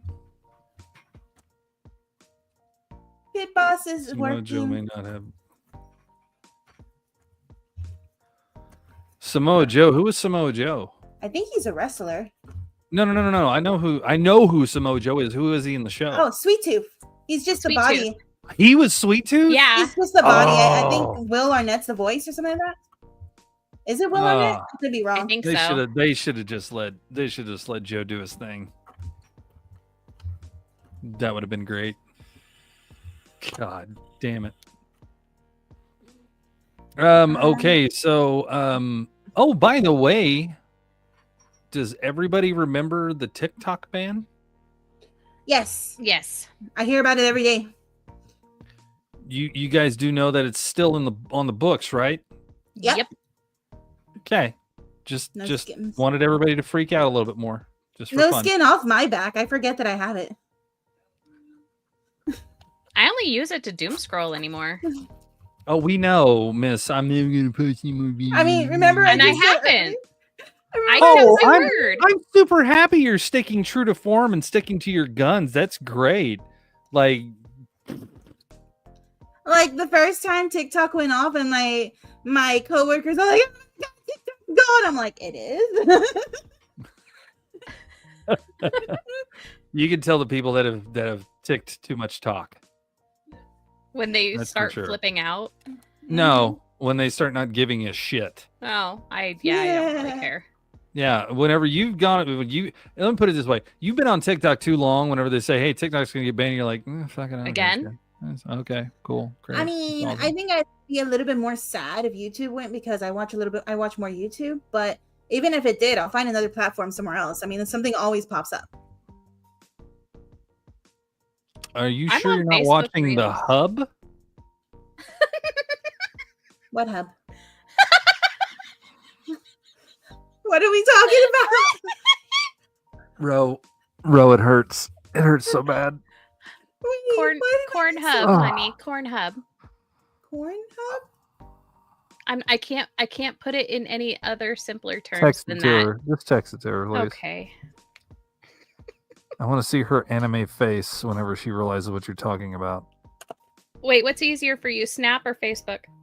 You could. I don't know.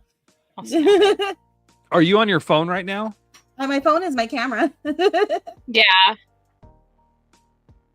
I thought you were on a computer. I am on a computer, but my camera But is we the phone. yeah. You need the There's iPhone for phones. face tracking. So my Oh. face is gonna not track right now while I check the message. See? Hold on, let me see.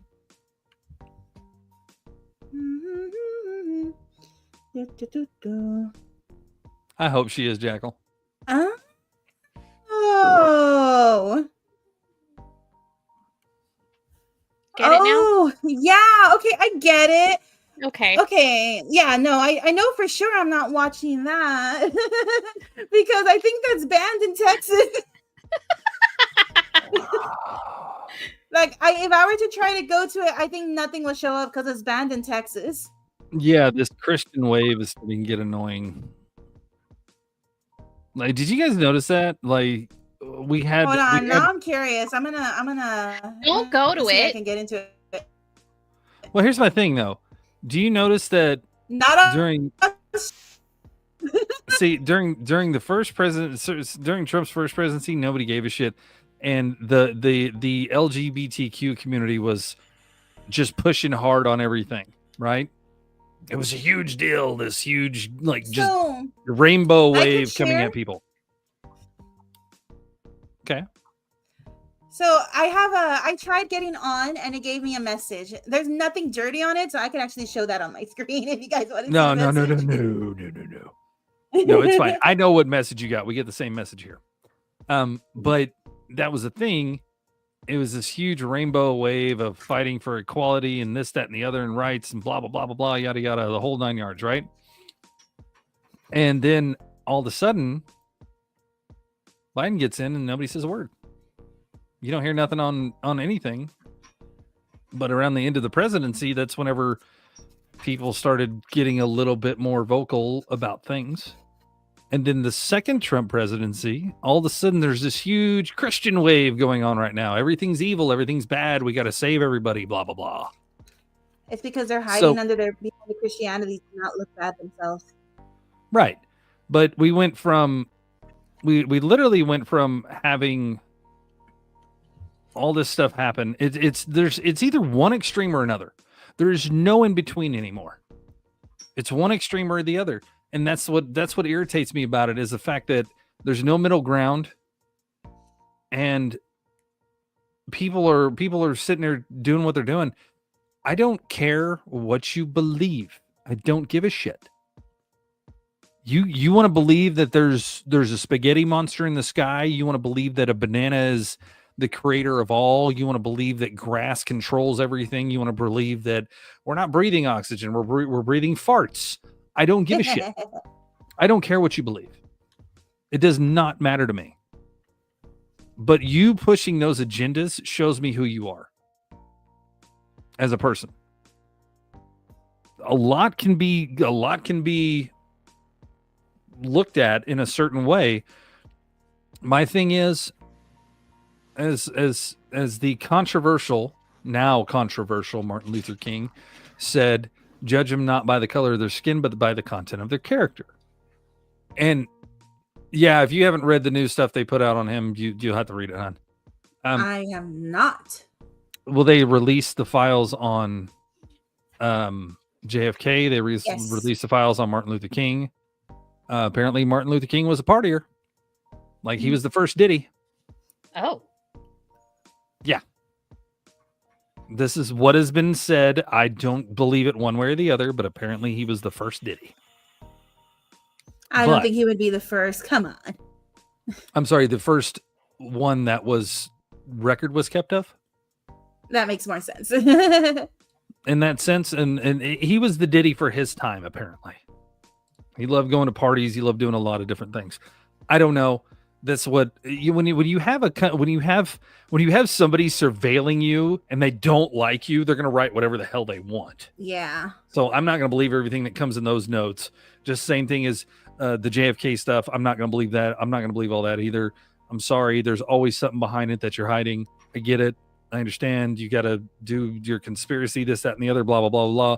But you can't call somebody a conspiracy theorist if they called it 1,000 times before that, and then you bring it out later on. Now they don't seem so freaking crazy anymore, do they?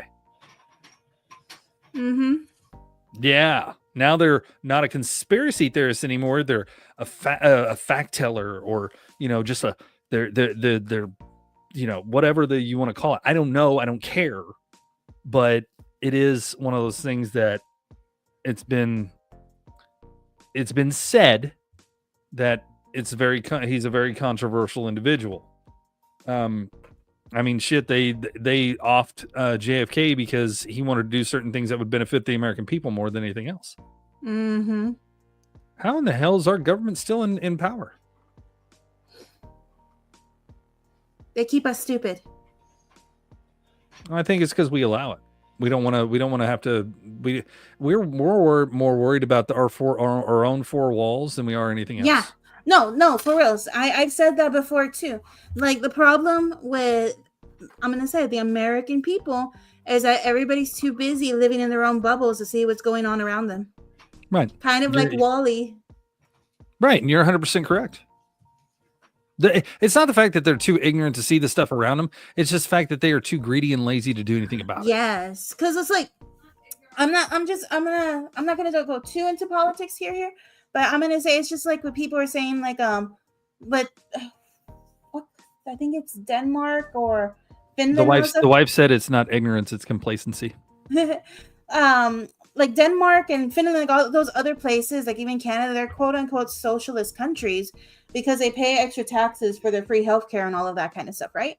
And then you try to bring up that idea over here, and people are like, oh, well, why should I have to pay for little Timmy to get surgery and all that kind of stuff? It has nothing to do with me. It's all like, well, what happened to, first of all, you all say you're Christians and God says help your brothers and sisters. And second of all, what happened to the whole you need a village to raise a child? We're social creatures. We need to be helping each other to survive. Those concepts went away a long time ago. Mm-hmm. I remember those concepts. I remember whenever I was a kid in the 80s running around the neighborhood and one of the other parents got on to me about something and I had to sit there and listen to the parent and not talk back like it was my own parent. Mm-hmm. Now they go, well, fuck you, lady, and they just run off and then, oh, your kid said the F word to me. Okay, what were you doing to him? I mean, what were you doing? I'm filming you right now. I'm filming. Like, it's stupid. It is. I agree. Well, in the sense, let's take Canada, for example. Canada's not doing great right now. No. They're not. Economically, they're horrible. People have been put on a waiting list for that free healthcare and have passed away because they didn't get what they needed. I get it. At the same time, it's a double-edged sword. Yeah. Paying for insurance doesn't always get what you want, and free insurance doesn't get what you want either. So when it comes down to it and it's all said and done, you gotta find a middle ground to everything. And the problem is this world, people are not willing to come to a middle ground about anything anymore. Mm-hmm. And that's exactly why I said, and I will continue to say, we will be a type 0 society until tribalism stops. We got to quit going from this is our country, this is our city, this is our people, this is our thing. We got to stop that. And we have to go, we're one world, we're all on here, we all need to live together, let's figure it out. But the greed of this world is going to choke it to the breaking point. I get it. As long as money is a factor in this world is going to hell in a handbasket. Just saying. No, I agree. And not even like the country. It's like the world. You're right. I feel like America's going to be ground zero for that. I feel like it's going to come to a head at some point with everybody around the world. It's going to come to a head, and they're going to overthrow what is and try to make something better. Yeah. Or this whole ball of blue water that we're on is going to end, and we're going to restart again. Yeah. We need to do the Roman Empire or the French Revolution again. Well, that's the thing is you do understand, though, as those empires toppled, others came to take its place. Yeah. There was no change. It was just, we got tired of being poor, so now we want to be rich. Now the rich are keeping the poor down again. Yeah. There's no change in anything in history. We have repeated that same stupid thing over and over again. Let's go conquer people. Let's take all their shit. Let's oppress them. And then after a while, we're going to be relaxed. And then those people are going to rise up. They're going to take us, and they're going to off us, and they're going to oppress the next set of people. It doesn't matter what you've been through. It's a matter of control. And as long as people sit there and have control, that's exactly what's going to end up happening. We're going to repeat it every stinking time, no matter what. It's just going to keep on repeating. It needs to stop completely. 100% needs to just stop. But they won't do it because I can throw a wad of money in front of you and you just shut up and sit down. So if money wasn't a factor, what are you fighting for then? You're fighting for the right to survive. Take money out of the equation completely. Who was it? I said it before. What was that show? Damn it. The Orville. Really good show. Really funny. Is that the Seth MacFarlane Star Trek charity? Yes. This is a really good show. It was really funny, and it actually made a really good point. One of the girls asked, one of the people from another planet asked them, why don't you guys use money? Well, because we came up with these replicators. Now everybody has everything they need. We don't have to worry about fighting for what we don't have. Everybody has everything. Number one. Number two, we don't use money as a currency. We use reputation as a currency.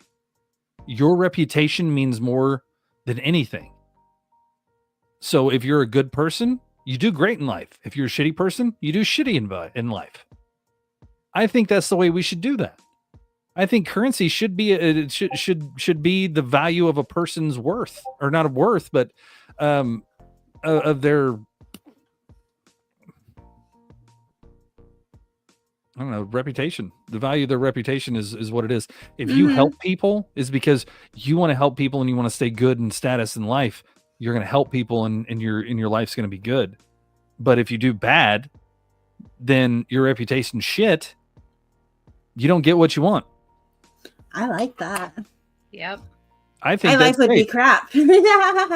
No, my life would be great because I would help people. I would do the right thing. I would do good things. I would. 100%. No questions asked. I don't have to pay for stuff. I don't have to worry about stuff. I don't have to worry about anything, but I can go out and I can help people that are less fortunate than I am, or help people with projects, or help people with certain things. That would be great. My reputation would be awesome. I would be a reputable millionaire in a sense. But that's just the thing, though, is the fact that you would have no homeless. You would have no greed. You would have nobody. Everybody's equal. Everybody has the same amount of things and same stuff and all that kind of stuff. There's nobody above you. The only people that are above you are the people that are running the planet, and they are still susceptible to their reputation. I mean, honestly, it's not a hard concept to think of, and it's not a hard thing to implement. Everybody would have a job. You would do your job no matter what, and you'd be treated fairly. You wouldn't have to worry about, I need to work 100 hours this week to pay my bills at all. You would just say, okay, cool. I'm good. I can go to work for 8 hours. I can come home. You can actually minimize the amount of work hours for people as well.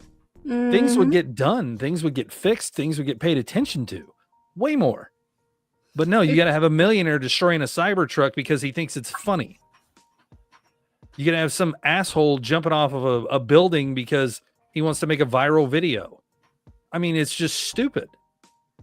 And as long as we allow that kind of ignorance, we're going to be a very underdeveloped society. That's the problem. Yeah. Because I remember in the 80s, we were fascinated by certain things. In the 90s, we were fascinated by the internet, for fuck's sake. Of all these things that came along, and now you look at it now, everybody has it. It's not special anymore. Nobody's come out with anything new. Anything new that has come out has been stifled or turned down because the people that are up here that can support those new things and make the world a better place decide, well, I didn't think of it. They own the patents. They own the copyrights. And my product is better, so I'm going to shove this one down. Pay him a couple of million to shut up. I mean, it's just the way it is. That's just me. And that's the tea. Yum. I want tea. It's so good. It is good. But anyway, yeah. I don't understand why. I don't understand why we can't come to a general consensus of we need to make the world a better place by focusing on everybody. Right now, it's every country focusing on themselves. Mm-hmm. And that's kind of that, and I hate saying it, but that's kind of that Trump ideology of America first and focusing on America, no, only America. I get it, but that's still tribalistic. Mm-hmm. I don't want our country to give a bunch of bullshit away to a lot of other people. I don't want them to try to fix the world. The world needs to fix itself. Dump religion, dump finance, dump all that shit out. Let's get rid of it all. We're just humans on a planet. There's no sky Jesus, there's no Allah, there's no gods, there's no nothing. And then there's no currency to be said of at all. Everybody gets an equal share. I think we would prosper pretty fucking quick off of that alone. I don't care what you believe. I don't care how you dress. I don't care what you do. What I care about is the simple fact that in this world, we're never going to get beyond what we are until we smarten up and realize that we're all humans on a rock spinning in space and spinning in infinite nothingness. And the nothingness is getting bigger. Eventually, at some point, things are going to stop or end. We're going to overpopulate this planet to where we have to go populate other planets. We're going to run out of natural resources. It might not be till my great-great-great-grandchildren are born. But eventually, we're going to run out of shit. And that's when people are going to start fighting just to survive. Yep. So hopefully, within the next 50 years, we can come up with something that actually works for this world, but I highly doubt it. I see more in the lines of this world ending in the next 15 years and restarting compared to anything else. Because we're just on a road right now of nobody gives a shit about anybody else. They only care about themselves and their own popularity. This is the way it is.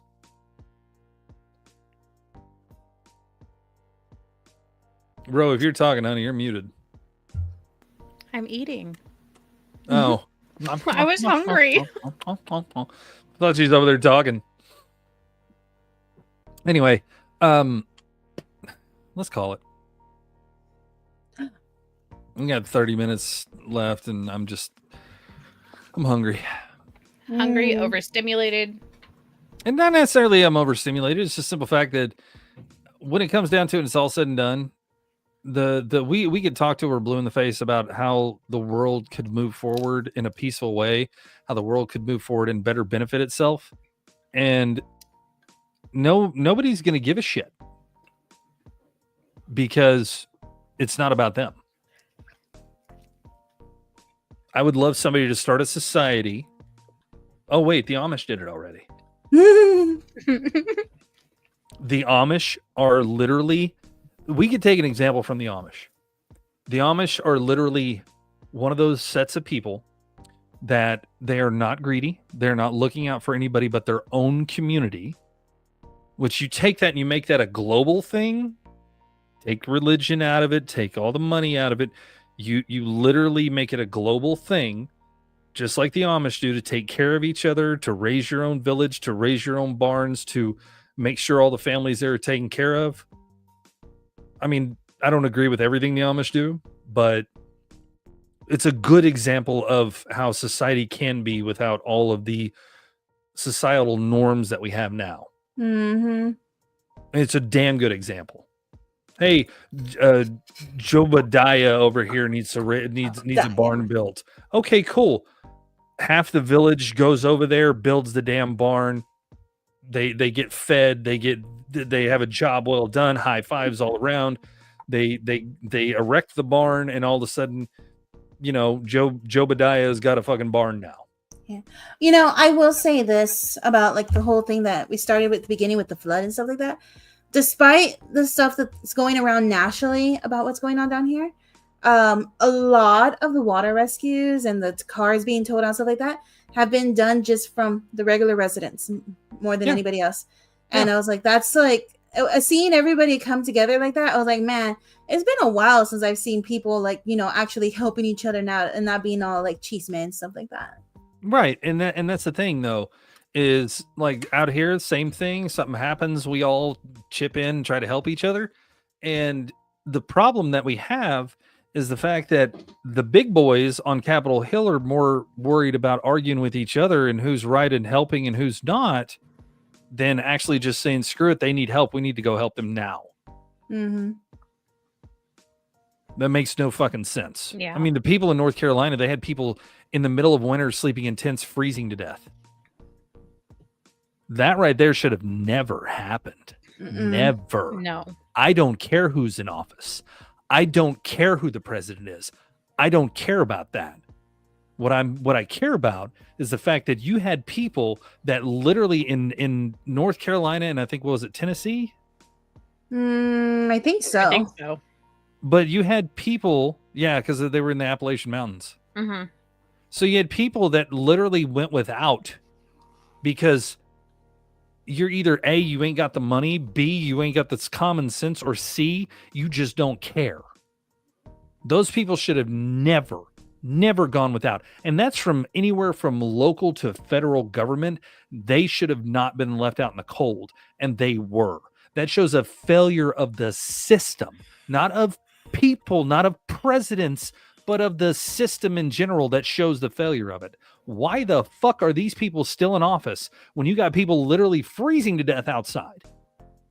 Well, and they were blocking personal people from coming in too to give water and blankets and why? That makes no damn sense. If I'm driving a semi truck full of food, water, stuff to do to help and all that kind of stuff, medical supplies and all that shit, and I get stopped and told you can't do that. All right, cool. I'm going to keep driving, and then I'm going to wreck the truck to where it can't be moved. And then I'm going to when I get arrested, I'll just tell everybody, hey, there's a bunch of supplies in that truck for you. I'm going to jail, but you guys at least got something you can use. Go ahead and just tear ass into it. Rate it. Mm-hmm. What are you going to do? Stop a bunch of people trying to survive? I mean, hell, if I'm stuck in North Carolina and this shit's happening, trust and believe I'm going to commit a crime because I know I can get 3 hots on a cot in a jail. Right. Mm-hmm. I'm going to go over there and I'm going to beat somebody's ass. I'm going to tell, Fred, whose ass I'm beating, hey, sorry, bro, but I'm cold. I'm tired. I'm hungry. I'm going to jail so I can get what I need. It's pretty bad that inmates, the people that break the law, have more rights than we do outside. Mm-hmm. They have a right to electricity, to water, to food, to a roof over their head, to AC, to heat. They have to have those because those are basic human rights for those people that have broken the fucking law. Mm-hmm. But the person that is sleeping in a tent or sleeping outside that doesn't have jack shit, they don't have a right to nothing unless they pay for it. That makes no damn sense. I've been in the prison system. I've seen what it's like. I didn't like the way that they treated the inmates. I didn't like that there was no humanity in the whole job at all. But by God, I'm also one of those people that's going to look at it and go, why the hell do you get all this and I have to work my ass off to pay for everything you're just getting? I think you should get the minimal amount. Period. You should have the most minor amount of human rights given to you at all. You get light, but it's a light that's low level lighting and kind of blinks every once in a while. You get air, but it only comes out of a crack in the fucking wall. I mean, you get bread and water, you get to survive. There's your food. But no, we can't do that. That's inhumane. We got to treat our criminals better than we do our own citizens. Fuck that. You know what I would do?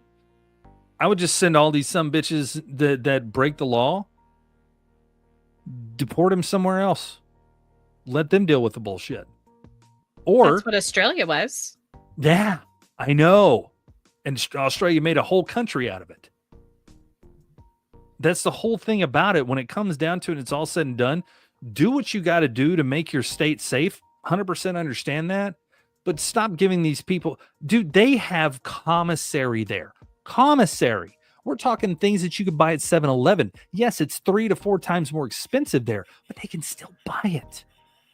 They shouldn't be allowed that kind of thing. They shouldn't be allowed TV. It does depend on the criminals. I understand that. But at the same time, you break the law, you go to jail. You don't deserve everything that you get there. But that's a hill I'll friggin' die on, because when it comes down to it, I've seen the ugly of it all. I've seen the good. I've seen the bad. Either way. But when it comes down to it, if I have to pay for all my shit, you know what? Here's an idea. You break the law, your family member has to foot the bill. Your entire family has to foot the bill. We're talking immediate, in-law, cousin, all of it. Every one of them has to pay higher taxes because you broke the fucking law. You want to talk about a village that raises a child? That's it right there. Plain and simple. Your family has to foot the bill for your own ignorance. How many moms and dads would be slapping the shit out of their kids today going, no, don't do that shit because you go to jail, I got to pay for it. What about the people that don't have families, you ask? I mean, cool. That's another thing. The people that don't have families, you got to figure that one out because I don't know anything about that. Illegals are getting treated worse than pedos right now. I 100% agree. They are. But the thing is, when it comes down to it, it's all said and done.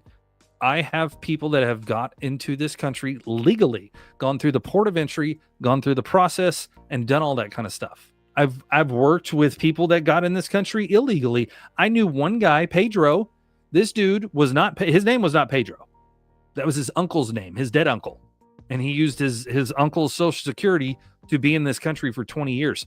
Dude still worked hard. Dude still paid his taxes. Had no problem with the guy at all. None whatsoever. None. And Trump's first presidency, he was talking about going back to Mexico. I was like, why? As far as everybody knows, your name is Pedro. That's who you are. He goes, yeah, but I'm not 96 years old. No, you're not. But I don't think anybody's going to really fucking look at it. You have citizenship. You have all the paperwork. You have everything. You're fine. Like, just change the birth date or something. I don't know what to tell you. But when it comes down to it and it's all said and done, I think your family, if you break the law and you go to jail, your family should foot the bill. They should. 100%. That would stop people from letting their family members be ignorant shits. I mean, honestly, Rox, if you knew that you had to foot the bill because your brother decided to go off and off somebody and he goes to jail and you have to foot, would you want to foot that bill, or would you try to stop your brother from being an idiot? I don't think I could stop my brother from being an idiot if I wanted to. He doesn't listen. But if you gave it a shot, you would, right? Knowing that you'd have to foot the bill for his ignorance? Probably, because I would need to call him and be like, "You being good?" Your whole entire family would get involved at that point, because every one of them would have to pay a portion of that. Oh, the chanclas would be strong with grandma. Abuela be I'm just saying. Anyway, all right. I'm gonna go eat because I'm ranting and raving because I'm hungry. He has the hangries. On one note, before we go, I'm a little jealous about Maryland because their university is going to have a commencement speech from Kermit. I want Kermit. I love the Muppets. Exactly. All right. Well, thank you guys for joining us for D&D. Thank you for joining us for the podcast. We appreciate you guys. I love doing this stuff. It's a lot of fun. Tune in next week to see exactly what happens with the D&D crew, and also to make sure or to see if Mr. Pit Boss actually shows up for once. I'm just kidding. He's probably watching like, hey, I'm gonna give you shit, bud. Hopefully Pit Boss will be here with us next week. He's working, so I don't blame anybody for working and providing for the family. But if Pit Boss doesn't show up again next week, I feel sorry for his character because I'm gonna let Ronan keep going with it. Other than that, ladies, thank you very much. Appreciate you. Got your back. Thank you for having us, or for having me. I love being here. I'm gonna have you as long as you won't be here. Okay, yay! I like being here. I just realized I never changed my background. I'm still in the tavern.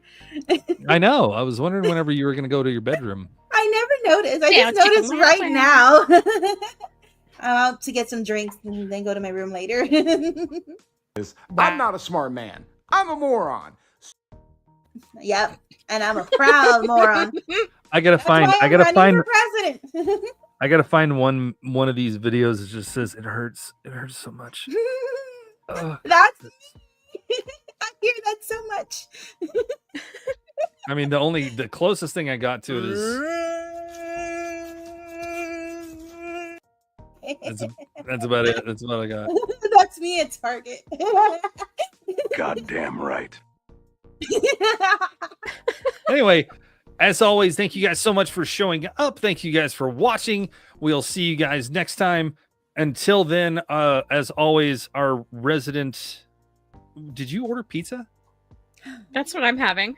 Yum, yum, yum, yum, yum, yum, yum, yum, yum. Anyway, our resident wizard loves to say something to us, as he always does. I'd love to stay and chat, but the prof. Wait, I forgot.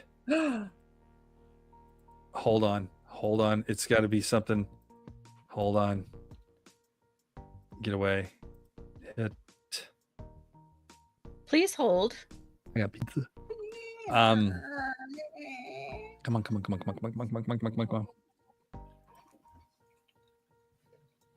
Come on.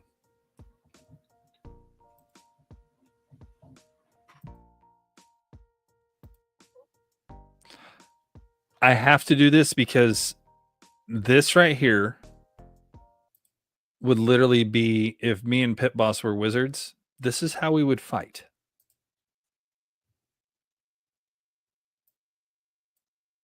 I cast no beard. I cast check engine light on.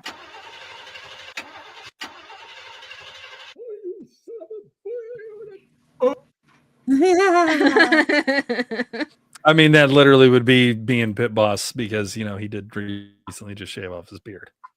I'd love to stay and chat, but the prophecy foretold some absolute bullshit. Yeah, the bullshit is Pit Boss didn't show up. Raise your horns into the air. There is plenty here to share. All